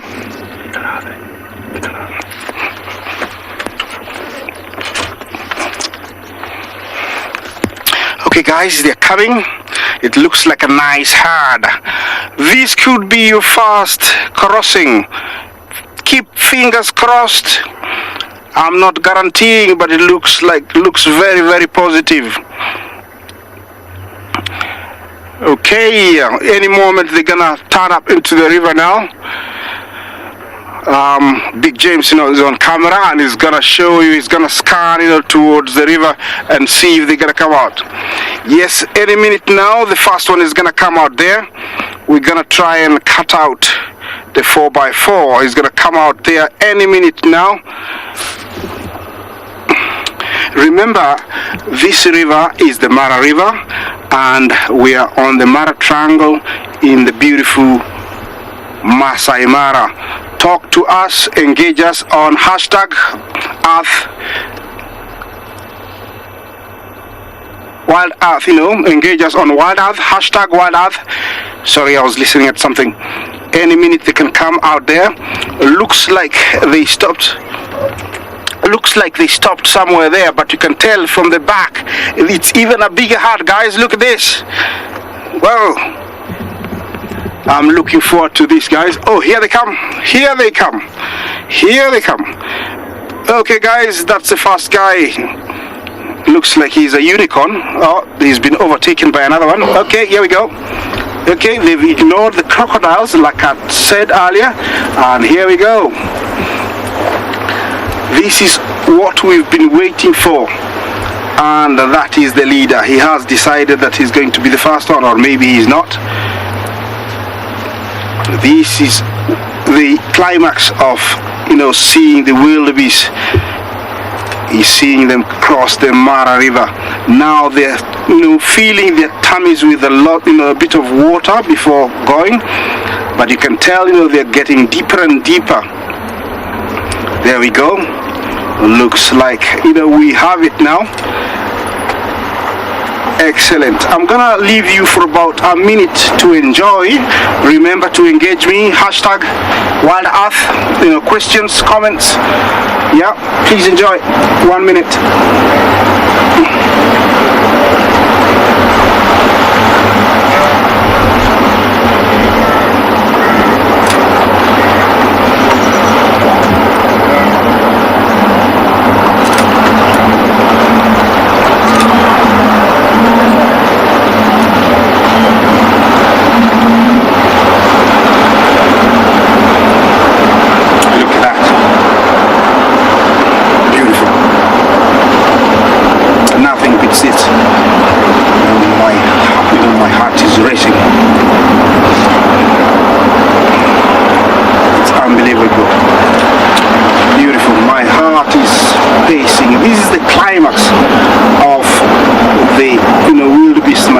See them crisscross the Mara River.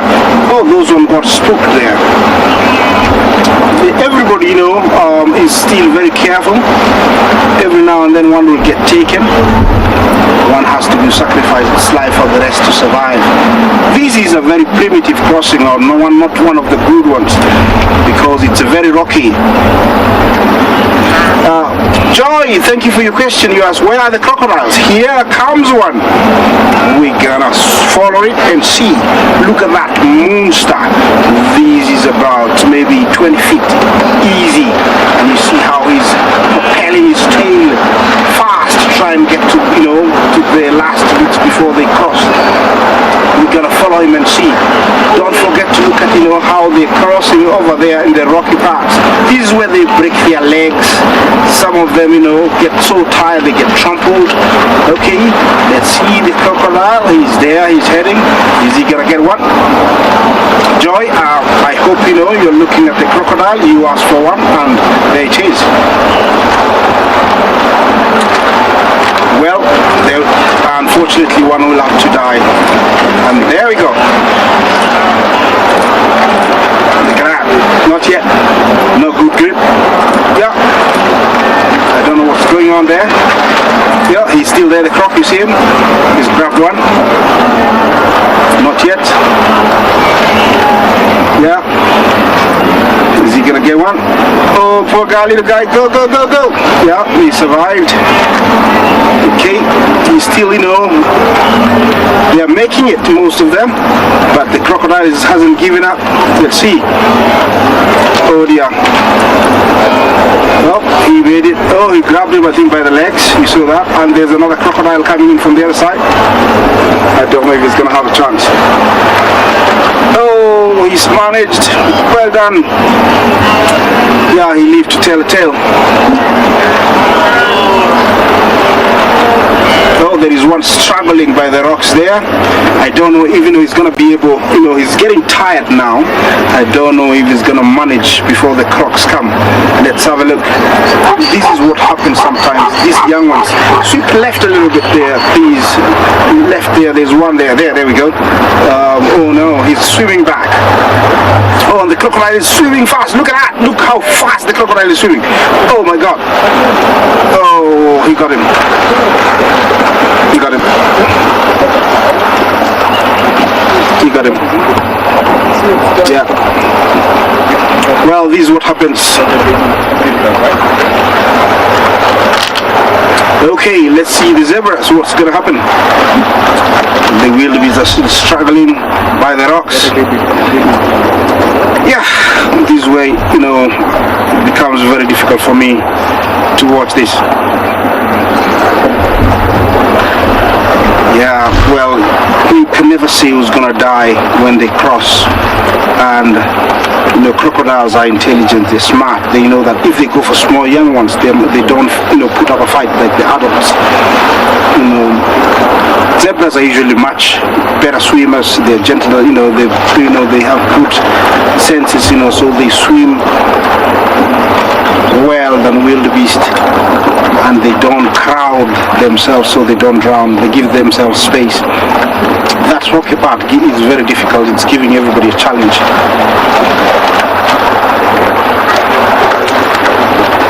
Yeah, I know everybody's holding your breath for everybody to survive. You might think I want them to die, but nature is amazing, and has to keep balanced. The crocodiles have to eat also. Okay, we're gonna go back to the river and see what's happening. I don't know if there's any more. Okay, and that as quickly as it started, it has ended. Some of the crocodiles are not bothered. They've been eating well. You can tell it's like they were being entertained. They're gonna have a story to tell this evening, You missed out. You never caught anything. Yeah, that was amazing, guys. I'm gonna be here, sit back and see if there's gonna be more coming. Let's watch these guys as they cross.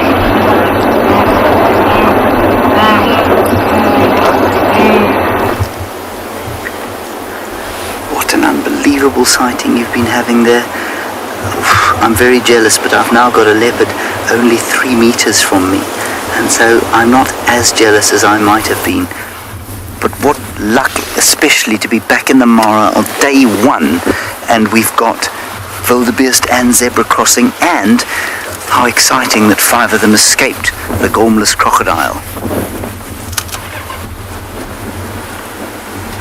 Here, Tsalamba, moving along the banks of the riverbed, trying to find something to hunt.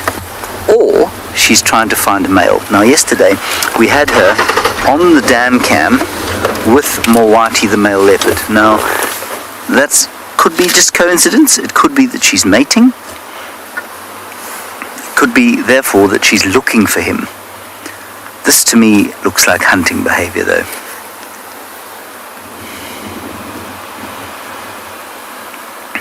And she's got a good chance in wind like this.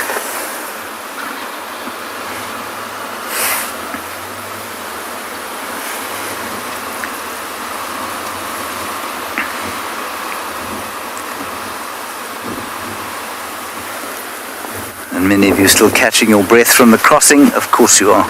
Why wouldn't you? It is nature's, in my opinion, greatest spectacle. Followed closely by a leopard on the hunt. We'll take what we can get. Oh, beautiful. The colours of this time of the year mixed with the leopard's coat. There you go, BK.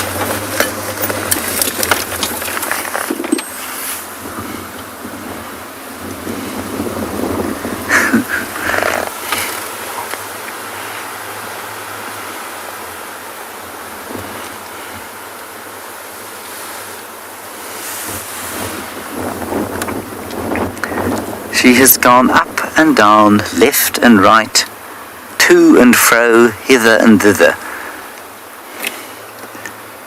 And I imagine Rexon, who's been following her from the beginning, has arms that are bulging through the effort.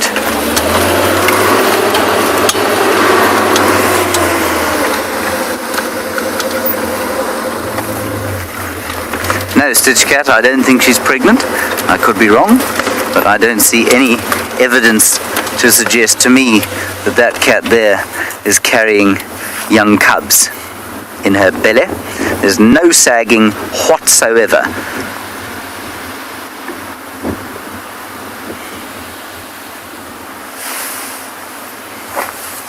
That's not to say she couldn't be pregnant and have just conceived, or just be a few weeks pregnant or something like that, but there is no evidence to me that suggests she's pregnant. But remember, the absence of evidence is not necessarily the evidence of absence.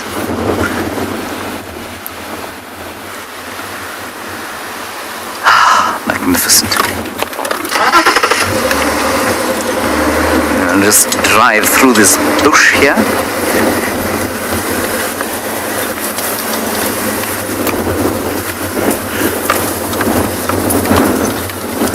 Oh, there she is. She's dead ahead.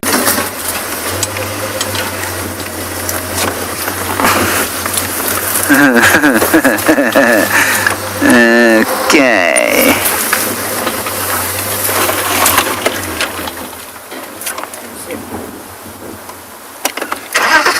Yeah, I can't see her. Rex just saying he can't get through where he is. We might be on our own here. Oh, ooh. Can you see her, BK? I think she's gone through this thick stuff here. She had a fight with her mother here once when her dad was around as well.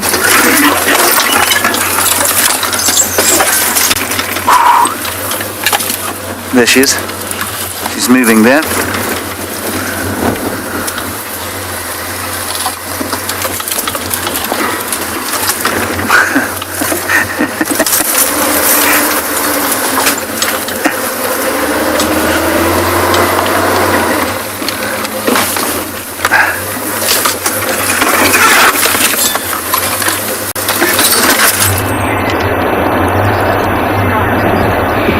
Welcome back, guys.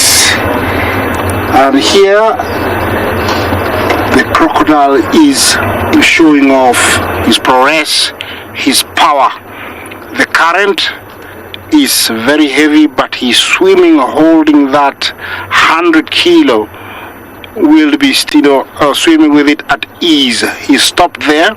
I'm sure his tail is going very fast so that he can, hold his ground. If you look very closely, you'll see him breathe. Every now and then you'll see some water being pushed above his nose. I just saw it once or twice, but he's swimming up this way. See that? Do you see that? Just keep watching to the right of the two horns.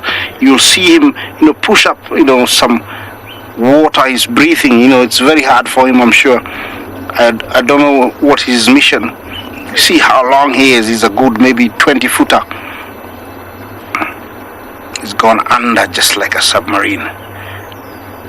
Remember, this is the famous Nile crocodile.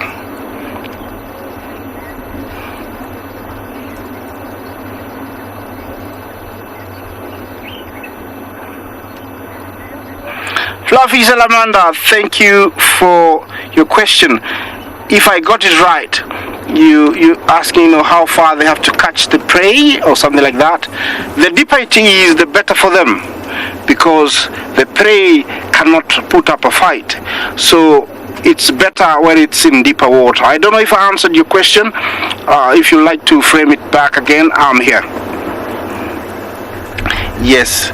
Yeah, like I tell you, these guys, you see it like they've been swallowing football, balls. You see how rounded they are. They've been eating very well.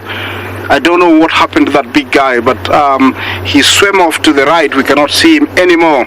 But the Mara River is infested with this famous Nile crocodile, and this time of the year is Christmas for them. They gorge themselves because they've been waiting for a very, very, very long time. There he is, I think. Is that him? No, there is a hippo. I think he just appeared. He wasn't there. He must have been hiding, on one of the corners. Yeah, and I'm sure he's getting ready to leave the water because it's almost just an hour before, he gets out to graze. I'm gonna leave this spot and I'll catch you down the road.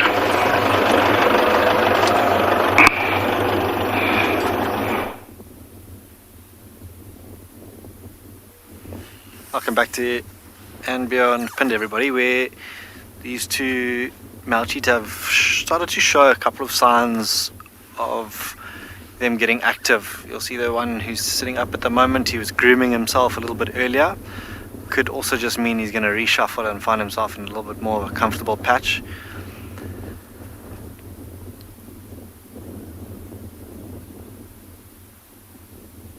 Yep, just a reshuffle like we thought, but typically them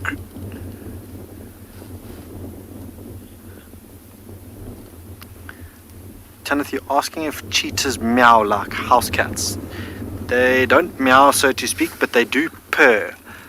Youngsters will purr to their mothers, and they will purr to each other, I've heard. And then these males, if they are out hunting and they manage to separate themselves in a hunt, they've actually got quite a high-pitched whistle that they use to contact one another.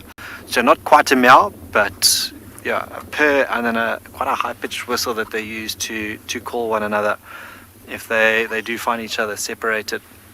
And still see how vigilant they are and how wary they are of everything in this wind this afternoon. It hasn't sort of given up on them.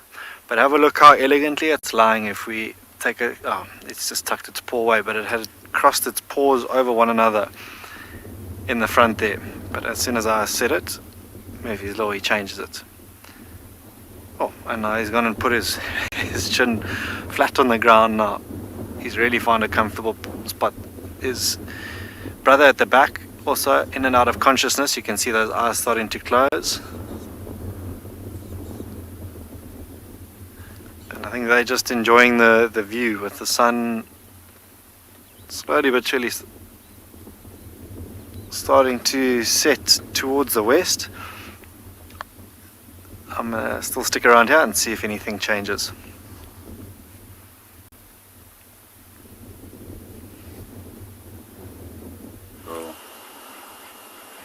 Shh, everyone.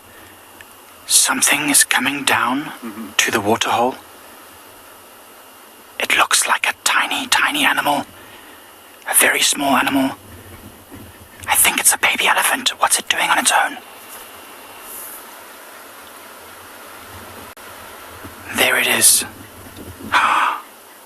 It's so small. Of course, as you can see, it's not a real elephant. This is the soapstone carving that I was challenged to make. And as you can see, it hasn't turned out half bad. Elizabeth, I hope you're watching. There's my little soapstone elephant. A little bit rustic. It's made just using a Leatherman. Oh, you are watching, Elizabeth. I'm so glad. There you go. There's your elephant. So it's my soapstone carving, just made with a Leatherman and a file and a little few bits of stones and rocks. As you can see, he's a stumpy elephant, but with a wonky trunk and had no eyes yet. But it's pretty cool. I think it's amazing what you can do with a little piece of soapstone. So I would encourage everyone to try it. Don't take soapstone from us, though. We need our soapstone. I've got to make lots more carvings. Hopefully they're all going to be as good, if not better, than this cute little Ellie. My next challenge is to make one of each of the big five and see how I can go. Hopefully it's going to work out very, very well. But we are just waiting at this waterhole. It's a nice hot day, so we're hoping to see if... Thanks, Kirsty. Everyone, you like it? I'm glad. So then you can challenge me. I'll try and see if I can make more interesting artifacts.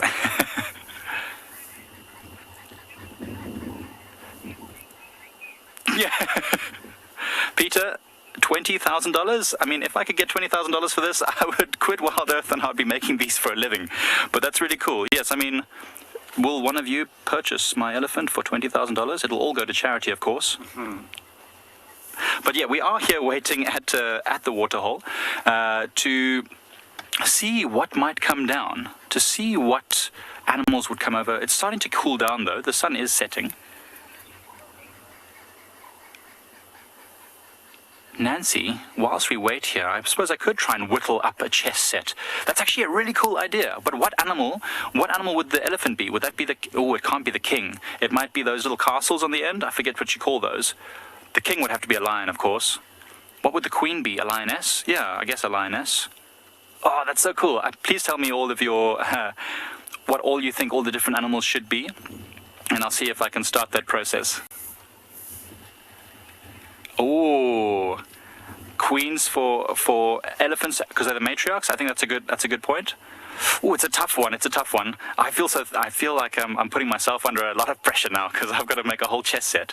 But yeah, it's really cool. I definitely will see what I can do. I'll keep you updated regularly on my progress, not only with what wild animals we see, but also with what immobile soapstone animals we see. It wasn't that difficult. It might be a new trend that I start, soapstone carving. The soapstone birds of Great Zimbabwe. I grew up in Zimbabwe, and they were always something that I really thought were really cool. And so yeah, I'm almost there. Safari Wildman, I think you're right. Hey, the pawns would be impalas because there's just loads of them. They kind of just get eaten by everything, don't they? They get sacrificed on the chessboard. I think you're right. I think these. Oh, Sammy Jane, a zebra as a knight. Oh, that's actually so cool. Because of course their knights have a horse. Man, oh man, I'm so excited about this adventure we're all about to undertake. The carving adventure. Oh, but you know what you must do? You must definitely send your pictures of carvings that you make, because I want you all to make at home as well with whatever materials you can find. Don't forget to hashtag WildEarth or @FC, and if you have got questions, don't forget to send questions to kidsquestions@wildearth.tv. It would be super cool for you to send through any questions or comments as well, and photographs of your animals that you're making.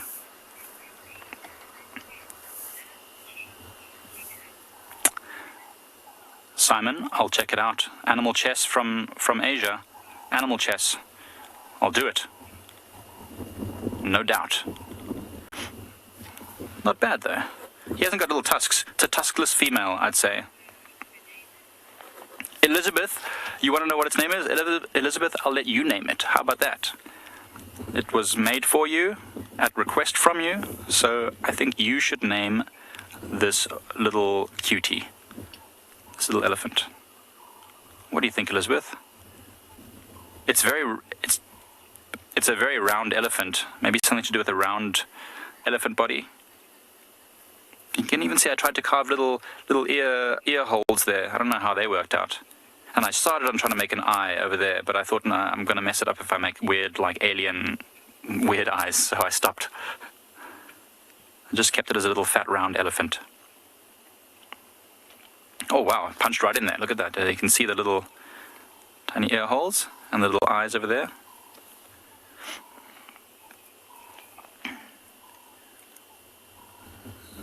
I think I got the proportions pretty much right for Kumo, actually.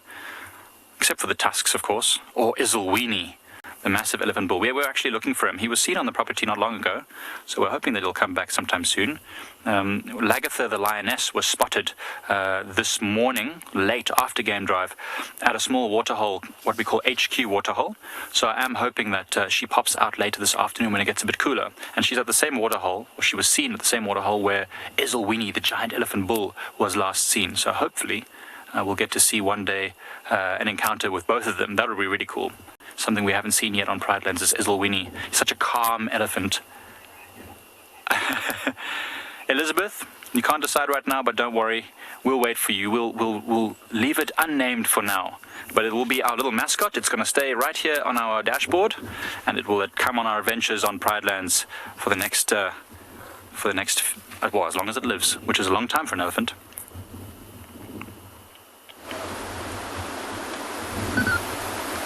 I am just having the coolest day. Look what we have here in this jackalberry. I've been looking for it for about an hour now. We have the largest snake in the Lowveld, the African rock python. Now, it's not the best visuals, but still, it's alive. The only African rock pythons I've managed to show you all live are dead, if that makes sense, and they're normally in the jaws of Mr. Tingana. This is so exciting.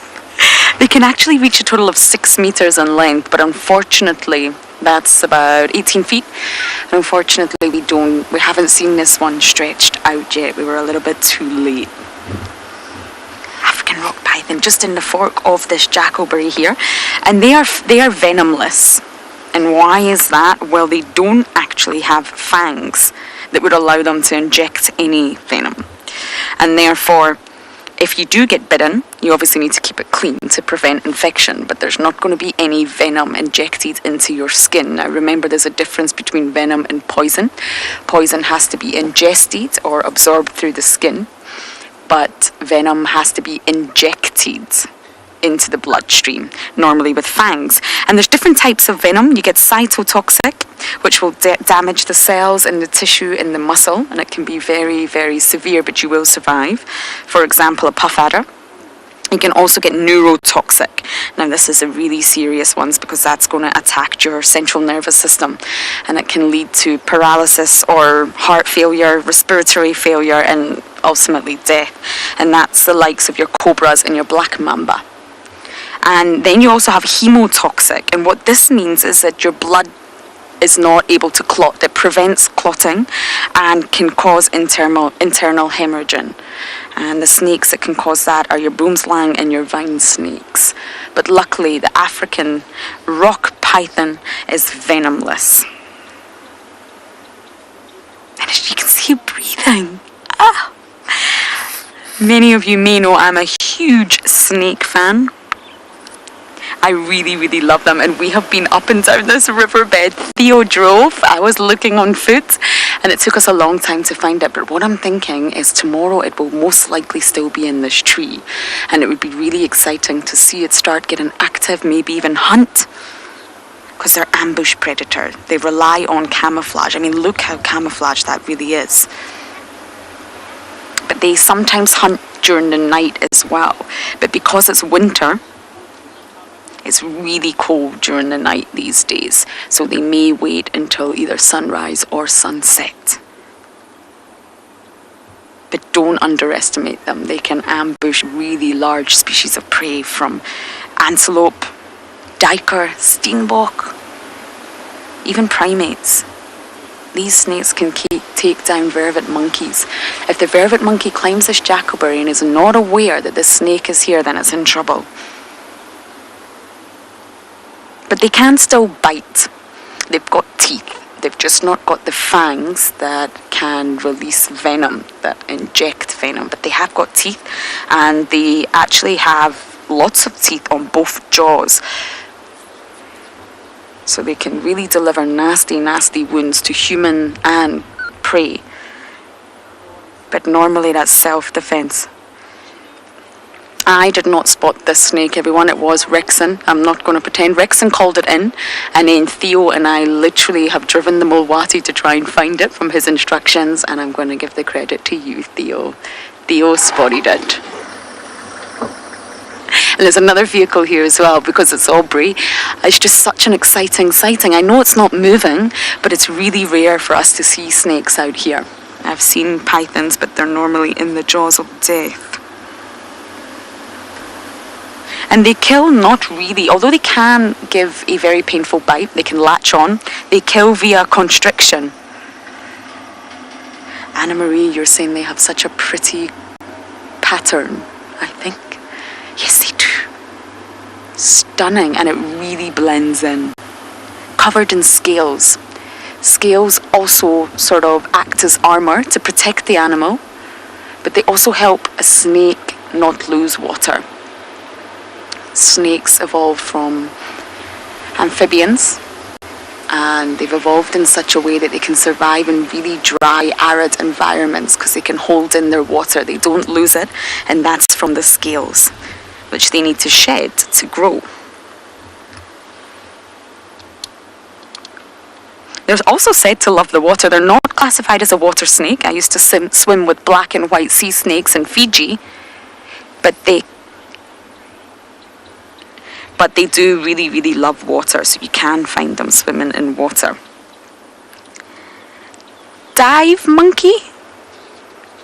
Guide monkey? I hope I've got that right.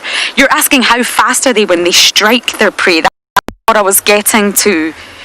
So I don't actually know the speed, but they kill their prey via constriction. So what that means is they wrap their huge bodies, it's so muscular, they'll wrap it round and round and round their prey. Sorry, Aubrey's asking for instructions. 2 seconds. Aubrey, head about 50 meters. Oh, I don't think my radio is working.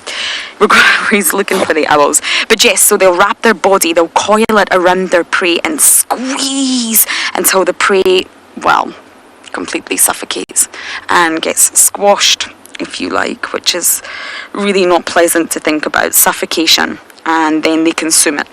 And they're said to consume about 50 kilograms in one sitting. So they're just incredible. But as for the speed that they strike at, I'm really not sure, I'm afraid.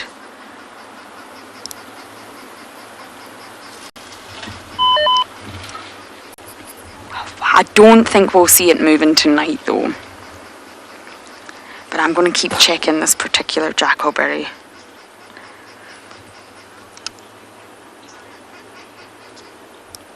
Sultan, I don't know if I can answer this because I've not seen the length, and normally the length will tell you how old the snake is and how much it will weigh. But if you have a 6-meter python, which is what they normally grow to, they say it weighs around 50 kg, which is just over 100 pounds. But I believe in other areas of the world, not the low veld, not even South Africa, rock pythons can come in at well over 100 kilograms, over 200 pounds. But they're normally much longer. So length directly correlates to body weight when it comes to rock pythons.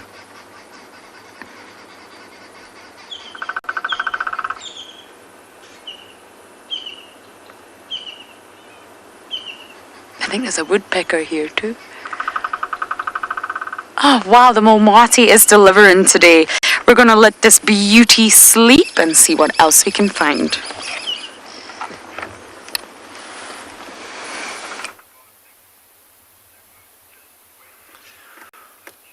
From a sleeping python to sleeping cheetah, these two have now found themselves in very precarious sleeping positions. This brother that you see with the collar on, have a look at how he tucks his head right down. It almost looks like a rush of blood to the head as he lies downhill like that. But both of them every now and again will pop their heads up, have a bit of a scan around, and then put them down again. The last of the sun is shining over the mountains to our western side. You might be able to see that last little bit of light in front of us now as it sets. That these cheetah are also, well, I say also, they're not really interested in the sun setting. It's providing quite a beautiful picture for us, but they're more intent on a little bit more sleep this afternoon. And I think with them having thoroughly scanned the surrounds to make sure the coast is clear, this is where we'll find them tomorrow morning. But a fantastic sunrise this evening. We're actually very spoiled to have those two brothers on our left and that sun setting in front of us out in the open plains of Anbionpinda.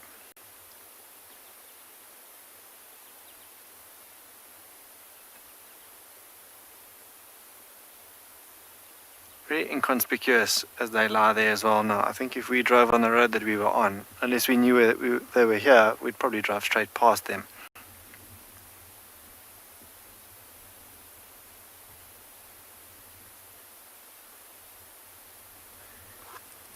Sea control, that it emits both a VHF and it's got a satellite tag, that collar that you see around that cheetah there. And as far as I know, the satellite provides a little bit longer battery life than the VHF, which needs replacing, but that cheetah won't have that collar on for very long. It's got that collar because it's just recently been introduced to this reserve for genetic diversity. So as soon as they've settled into their home here on and beyond Plinda, that collar will then come off. So it lasts just long enough for him to sort of be monitored in the initial first 3 weeks or so, and then it will come off.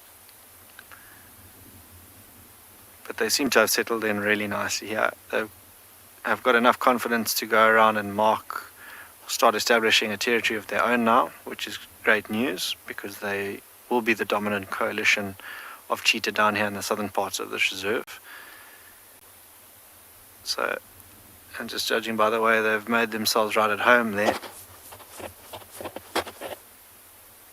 they, have definitely made themselves here at home.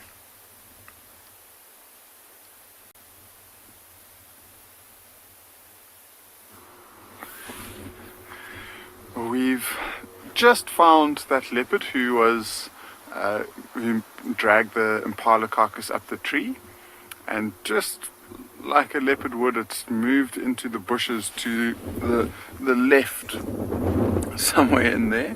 I was hoping that it was going to continue on. So we are parked at the tree and he's off to the right of us. So I was hoping it was going to continue on left and go up the tree. But in the last 20 minutes there has just been an incredible increase in the wind speed. Here he is, there he is. Okay. Sure, I was worried that he was just going to disappear. And you might be able to hear this wind. I mean, it's really making a lot of noise around with the trees. Sure.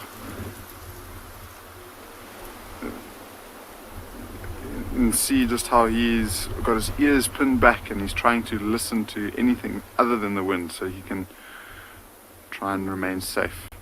But he's looking very comfortable. He's got quite a full belly and it's been a hot day today. So, I mean, I'm sure he hasn't moved far at all from when we first arrived, but he's just moved out into the open where we can see him well enough.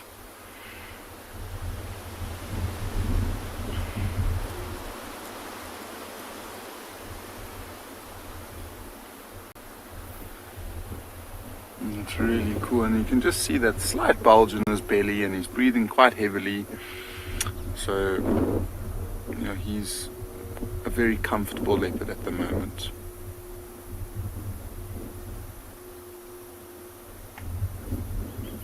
And Nancy, I guess his eyes, maybe a little bit unusual. It was quite interesting to see him and his brother growing up, because he had the quite pale golden eyes, and his brother had, for me, slightly more unusual eyes. They were more like a chocolatey brown color. But this one, I think also, I've been watching him for the last 2.5 years, so I've gotten used to what he looks like, and so that might not seem as unusual to me.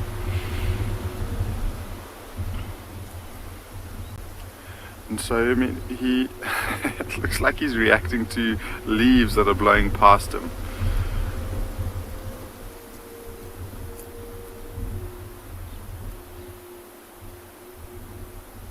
But it's nice to see that he's looking slightly more active, and it might be a long time before he returns to the carcass, just because he's still looking very nice and full.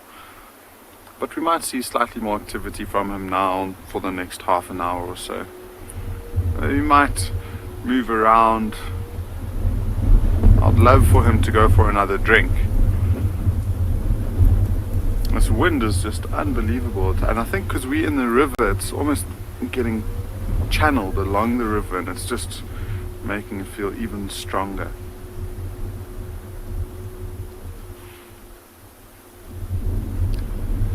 So HB, that pant is probably for two reasons. I think primarily because today's been so hot, he has felt it. With such a thick coat of hair like that, he would really feel hot under conditions like we've experienced, and so that panting is just to cool himself down. And probably, with such a full stomach, I'm sure that also has got something to do with his panting. He might not be able to take a proper intake of of air and fill his lungs up as he would on a normal stomach. So that panting is just to try and cool himself down. And if you do it yourself, I mean, if you put moisture on your tongue and you just keep a little bit of saliva on your tongue and you breathe in quickly, you can actually feel your temperature around your mouth change quite considerably if you keep doing it continuously like this leopard does. And so that's how he tries to drop and regulate his body temperature. You know, it's probably something that you won't have to worry about until 10 o'clock tomorrow morning with this wind.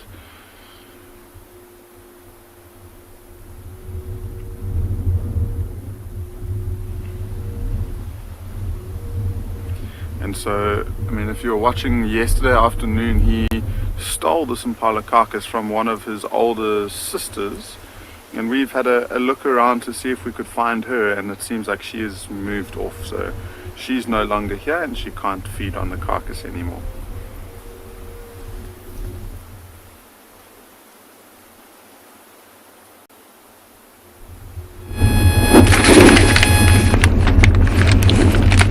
Hello, Bo, welcome back.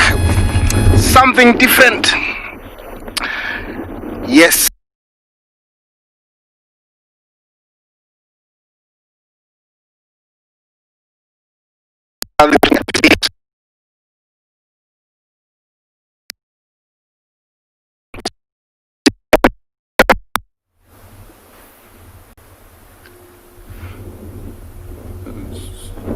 So this male leopard's still in exactly the same spot. It's really nice to see him like this because it's almost eye level, so we've got quite a beautiful, in terms of photography, this is exactly where you'd want him to be, facing towards us. We do have a bit of color in the sky, but it's not really as flashing as it was 10-15 minutes ago.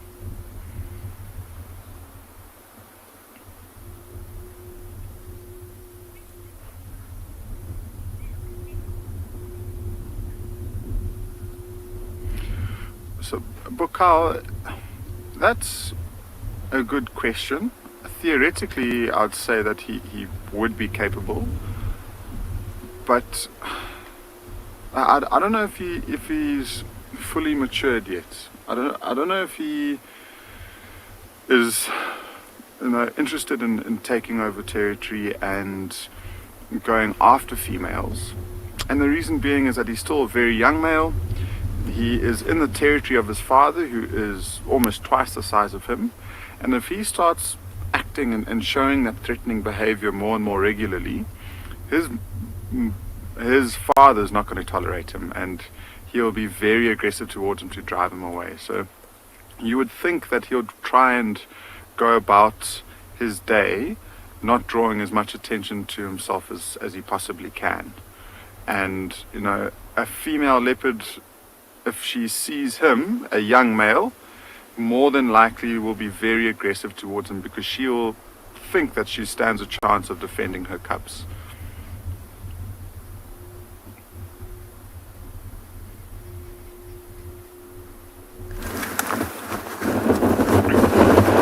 Look at this glorious western sky that is on fire. And it is on fire on account of the fact that a massive gale is howling out of the southeast and has thrown up 7 billion kilotons of dust into this atmosphere, and that has turned the western horizon fire red with the setting sun. There was a lot of hyperbole in that, but I do think that the colors of the horizon warranted it. I'm sure you'll agree.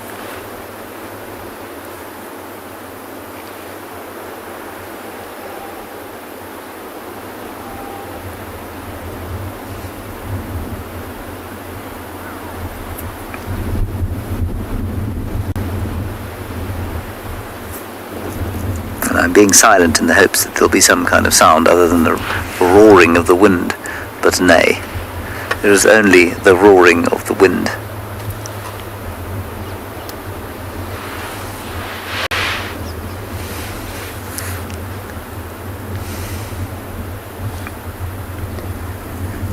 did was we went along the southern boundary in the hopes that those hounds might come back across this way. We'll do another pass there and see if we get lucky. And what BK is now going to challenge himself with is a batelier in flight in the biggest gale the Lowveld has experienced since the Triassic. It's a challenge I wouldn't have set myself, but he's doing an admirable job. Just look how difficult it is for that bird to maintain balance in the face of such wind. It's making hundreds of minor adjustments all the time, and if you watch them carefully, they often nearly go over and then manage to right themselves. It's amazing. And I wonder if he isn't also hoping that the dogs might come back this way and leave him with a few scraps to feed on.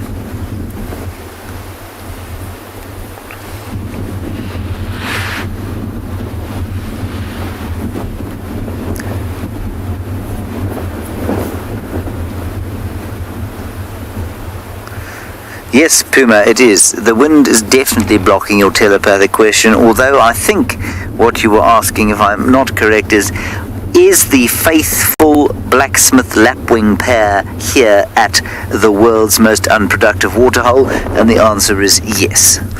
Here at Treehouse Waterhole, we have 2 blacksmith lapwings as usual. Well done, BK. Thank you for that, Puma.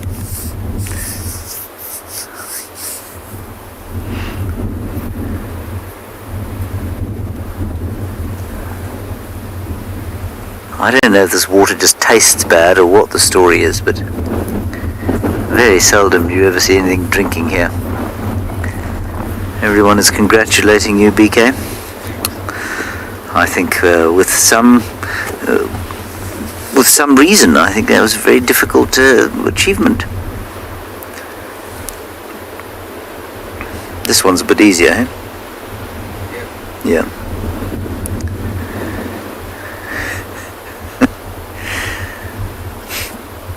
This is level 1 camera work.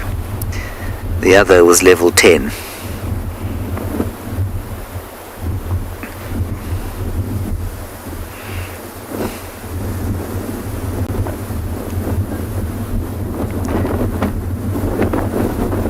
They're such wonderful little birds, these, and they've got apparently such a terrible survival rate as chicks, and yet they are at every single waterhole, always providing us with some sort of entertainment.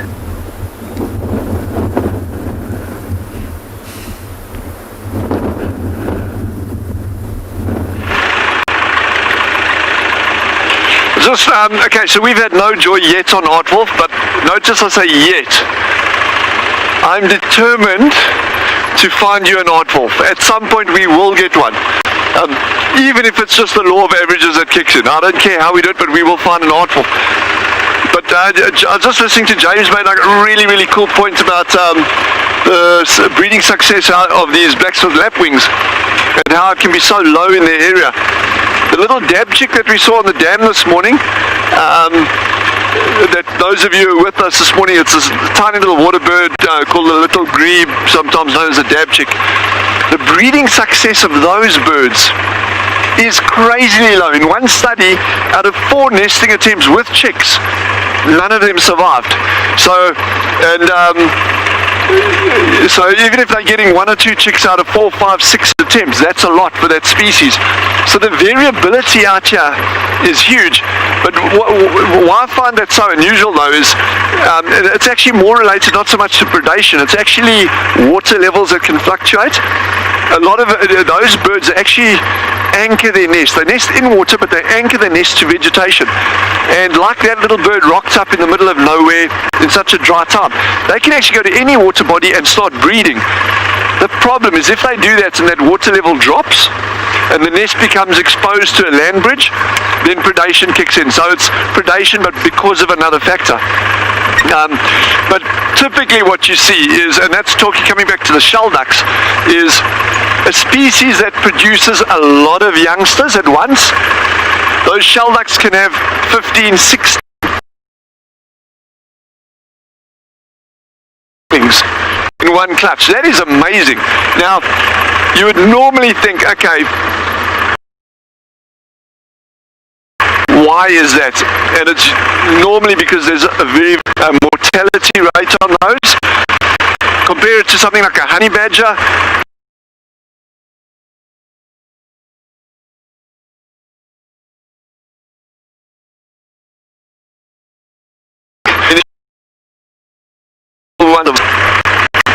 So yeah, it's just interesting to see the different strategies in that. Yeah, pretty cool.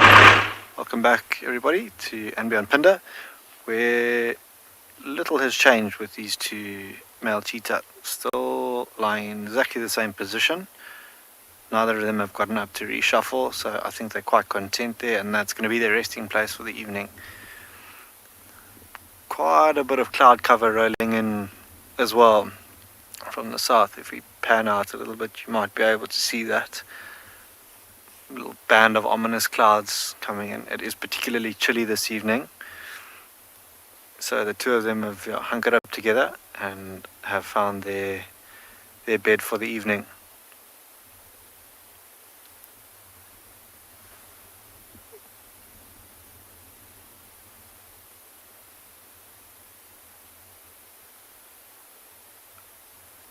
Stuck in bed, you're asking if these brothers will always stick together. Yes, they will always stick together.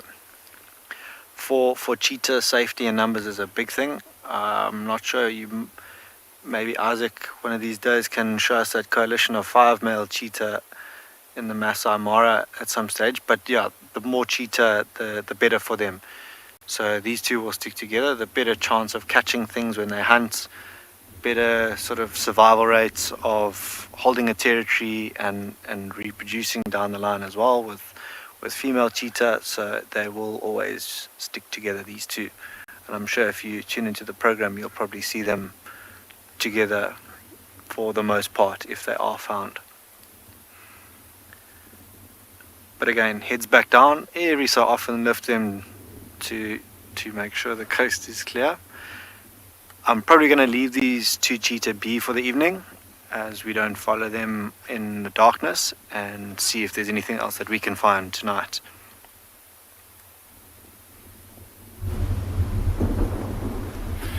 So this couldn't be perfect timing, more perfect timing. This leopard has just stood up about 5 seconds ago and he's walking straight towards the carcass. He's looking around, he's still taking it nice and easy. We'll see what he does. I mean, there's a chance he's going to climb. I don't want to jinx it though, so I'm not going to say that he will. But it might be very cool to watch him. So he's now almost directly underneath his tree. And now remember that trees are quite unique in the fact that it's not growing completely vertical, it's growing towards us. So it'll be a very easy climb for him. There we go. He's looking up. Still heavily panting. He keeps looking back there. I wonder if there's not a hyena that might be lurking around at the moment. So the people that are hearing the wind that sounds like music, here he's climbing. See, he just has to walk up. It's no effort whatsoever for such a skilled climber like this leopard. We've got these roll bars on this vehicle, and every now and again there's a small little hole on these roll bars, and as the wind comes through this vehicle every now and again it does make quite a musical note. We've been hearing it the whole afternoon. So he's now halfway up the tree. He's got he has to cover that distance again to get to where the carcass is, but the way that he just decided to climb up and look around tells me that he's not that interested in feeding yet, so this might just be the spot that he hangs around in for a while.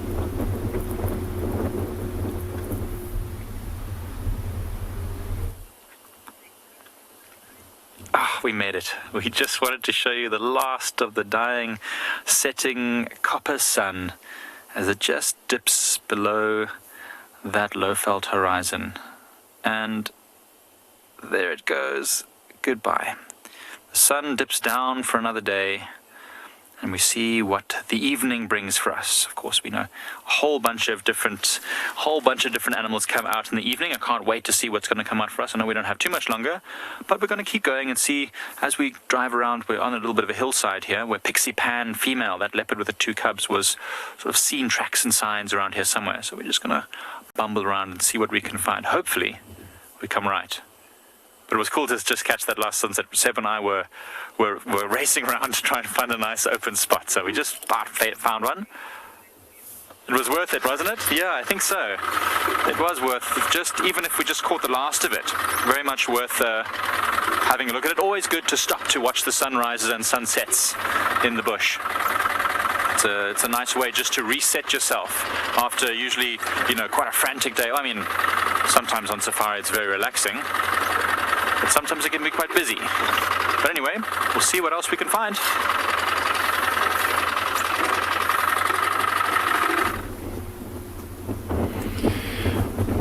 So this is a slightly different angle. We've just changed our view ever so slightly. So we've driven back a little bit west and looking onto him now.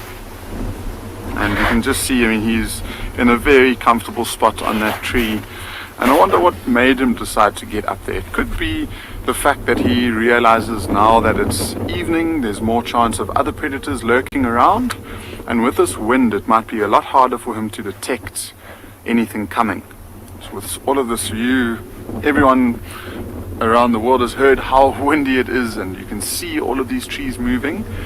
So to smell or hear an approaching hyena coming might be a lot more difficult.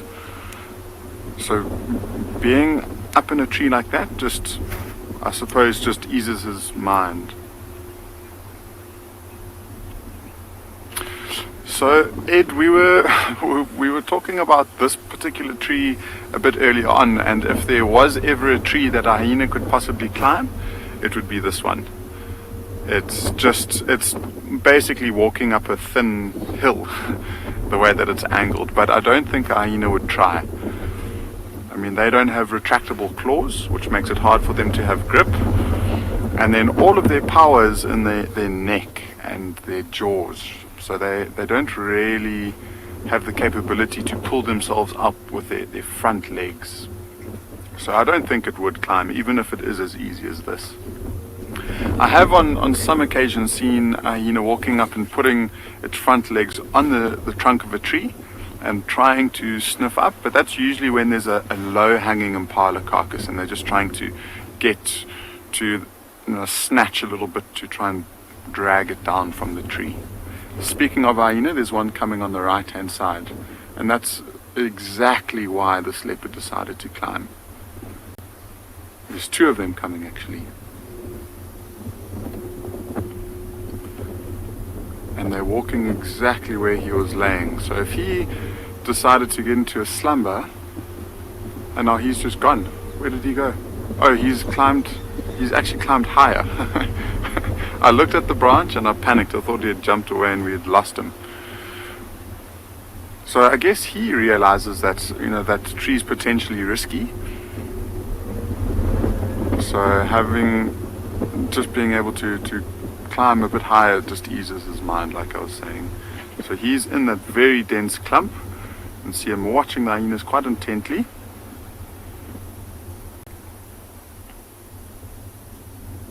Those hyenas, the way that they walked straight here, they must have already known that the carcass was here, and they probably just came to investigate to see if there were any scraps that might have fallen down on the ground.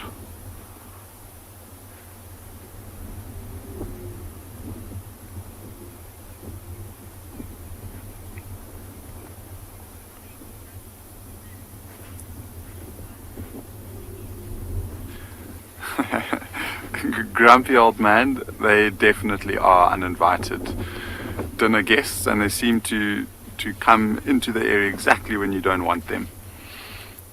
This leopard didn't really pay too much attention to them at all. He saw them and he just said, I'm not paying you any attention that you want, and he just climbed up into that nice dense tree there.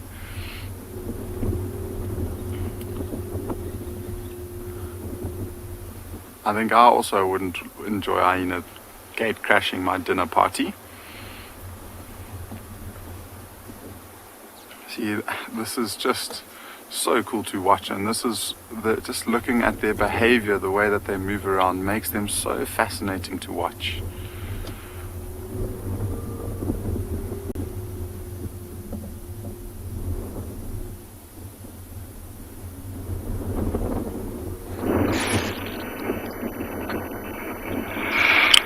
Welcome back to the Masai Mara. Interesting that you're watching a leopard watching a hyena, or was it a hyena watching a leopard? That's an interesting one.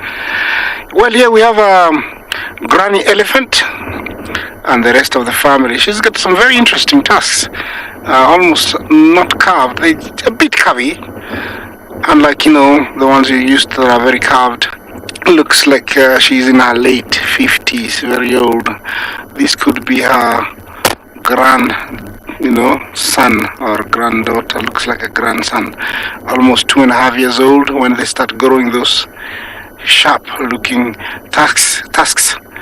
Yeah, enjoying the long red oat grass or Thamida triandra, highly nutritious, no matter even if it looks dry.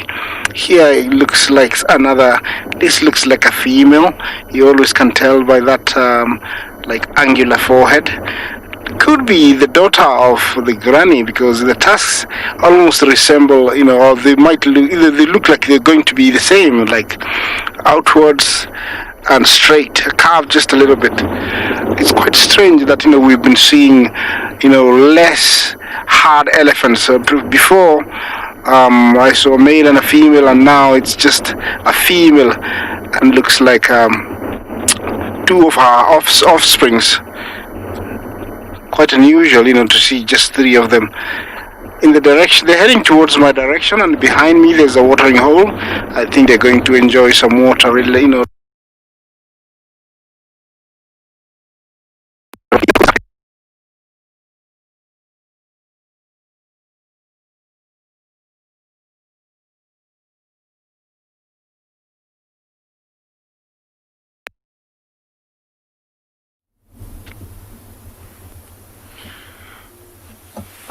So these hyenas are still down in the riverbed. This leopard is watching them, but he's losing interest in them now that he's safe in that little thicket in the tree over there. So we got joined by one of the hyenas who came to investigate and was smelling around the vehicle. That's the one closest to us now. And it actually saw some dung that could have been from the leopard, and it was just taking a nice early snack for the afternoon. So we watched him as he ate the whole dung. And see these 2 hyenas, that one that's walking away is much smaller than the one that's just laying down. So this could be a mother with a youngster. I mean, it's quite tough to say because it is quite an old one. I was having a look at that youngster, and I thought I might have recognized it because there was one that we watched at a den site when it was still pitch black, and the only feature we could distinguish was the 2 back feet were completely white, and this one looked like it had a bit of white on its back feet. See, look what it's doing now in the vehicle track, scraping around, and quite possibly some more dung that it's decided to feed on.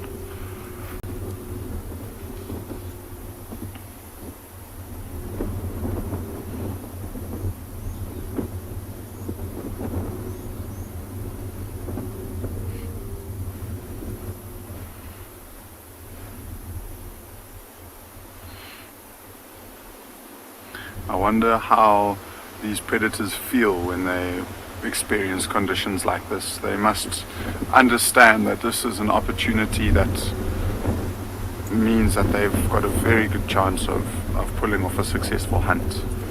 And so if it's not hyenas that are active, you would have to imagine that leopards and lions would take full advantage of these conditions. As a result, you can just see how all of the general game species will become incredibly nervous. So they all form these very tight-knit circles. They will sometimes either go and lie out in as big an open plain as they possibly can, or they'll try and find areas where they're sheltered from the wind, so they can use their hearing and their sense of smell to some sort of effect.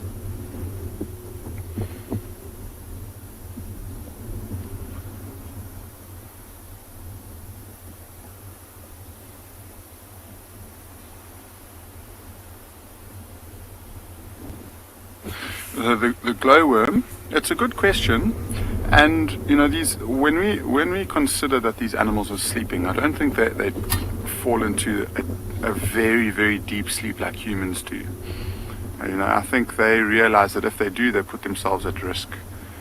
And so when we consider them to be sleeping, they are still alert to a certain extent.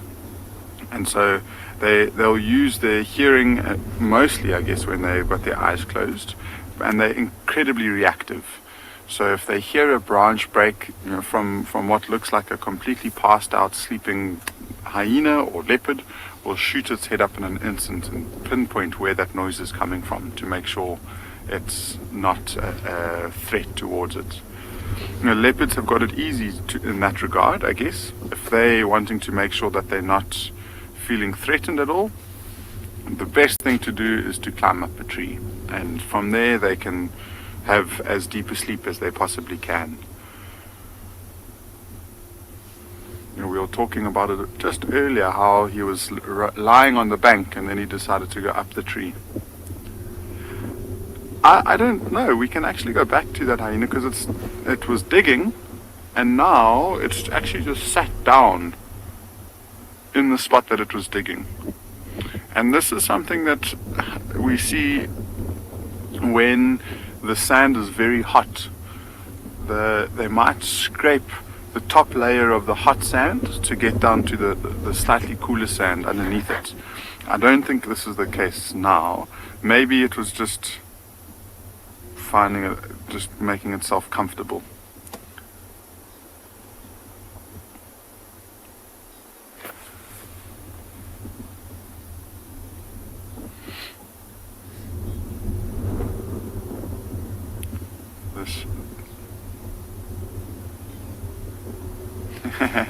Gary, yeah, maybe learning from the elephants. Digging in the riverbed for something to drink. As far as I know, it's just the elephants that will dig. But, I mean, a hyena like this will definitely go into a elephant hole if there's water there to have something to drink. And if it was trying to get water, it's got a lot to learn. We have on the highest point here, so it would have to dig an extra 2.5 meters or so to get to water. And this female's got remarkably big ears.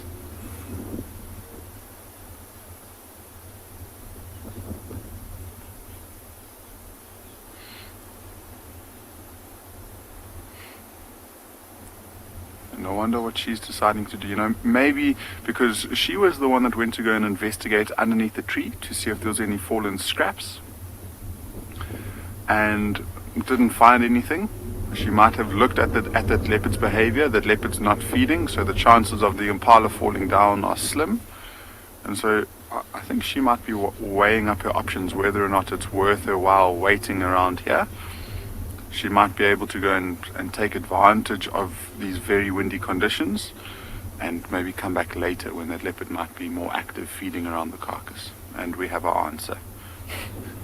Exactly the opposite as to what I was thinking, like it always does. We've lost the second hyena. I think it's somewhere behind us, directly behind our vehicle. Yeah. It's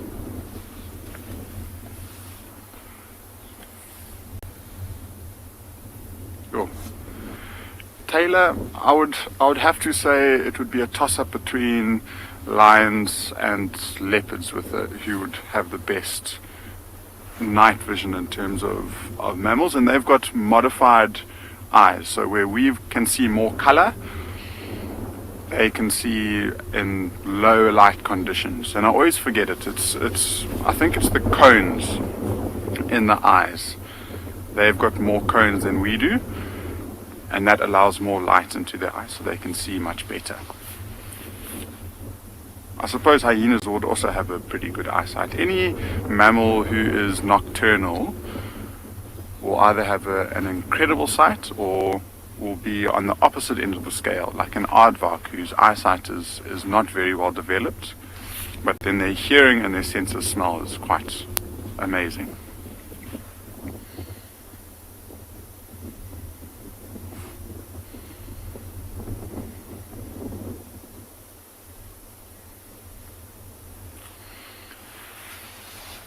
It seems like that leopard isn't moving too much. We'll give it 5 more minutes before we decide to carry on with our drive to see if we can get a last minute special sighting.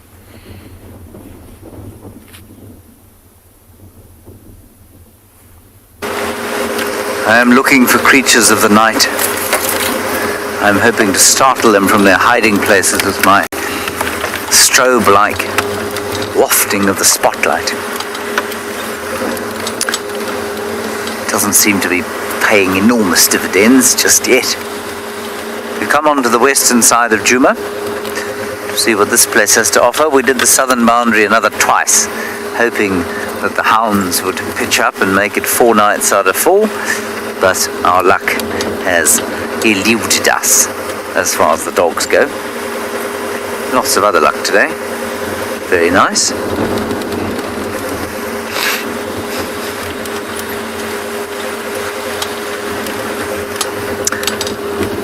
And I'll just quickly go up top here, and then you can look down to the west at the interesting colours born of this strange weather.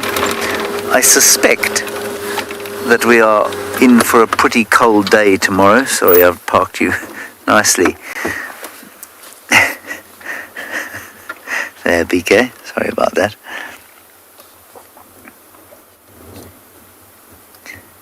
And that's just dust, smoke from 1 or 2 fires, and a typical end of winter atmosphere off to the west.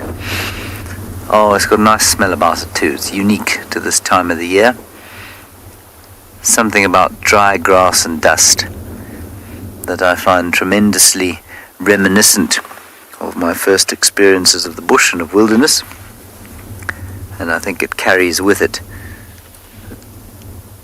the promise of spring.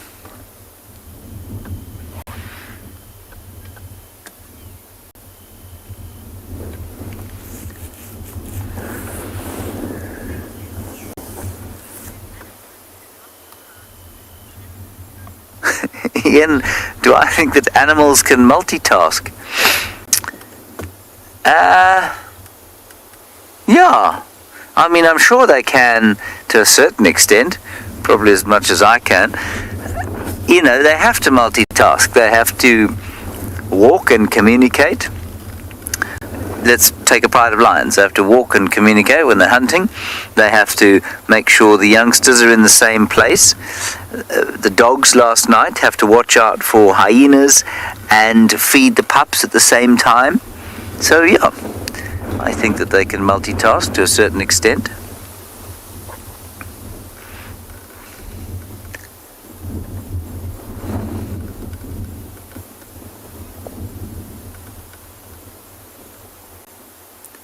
It's an interesting thing trying to train your brain to do 2 different things at once.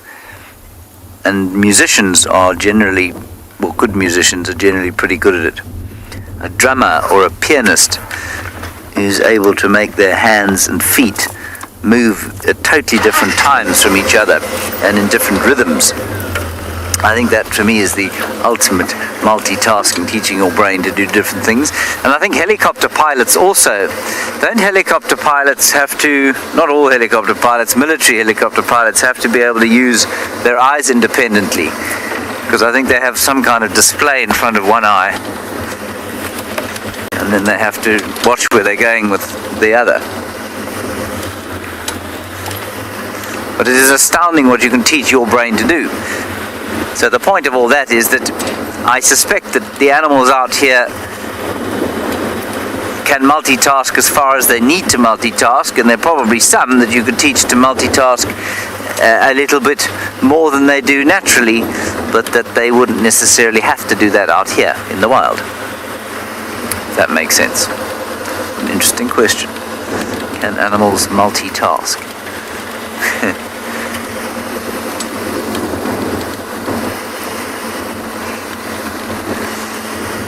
I think a lot of birds sing while they're foraging.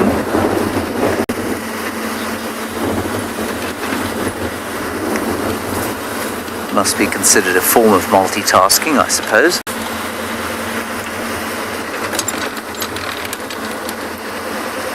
There we go. Darcy-Ann says elephants can walk, communicate and eat. They sure can.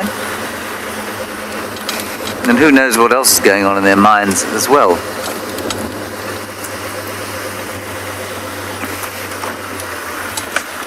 I think you'll probably find, though, like with most things, we are the best at these sort of cerebral things.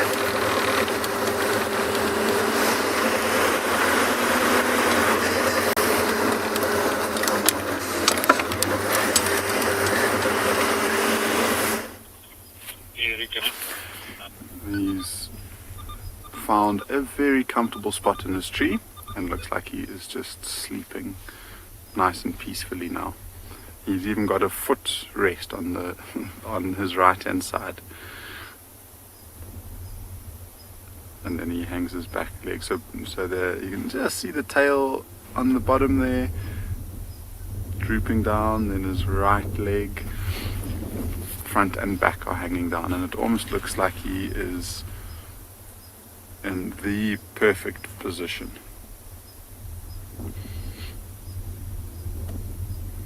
See, just look at how that head is moving still, so he's breathing very heavily.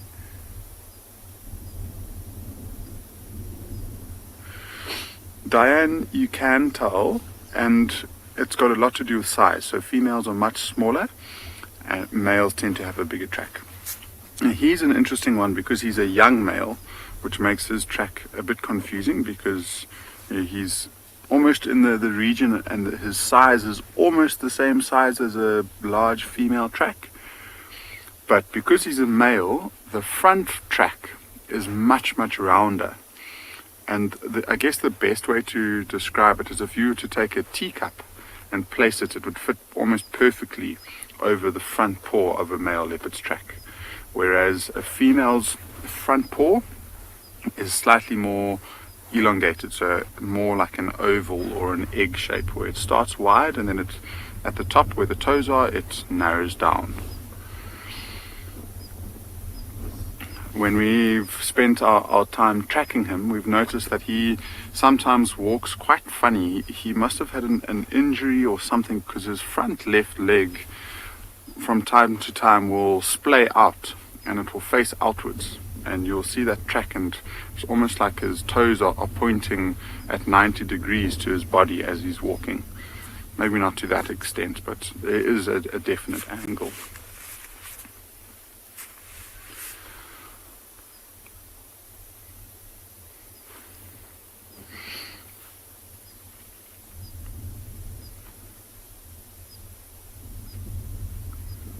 It's just amazing how leopards can make a tree like that look so comfortable.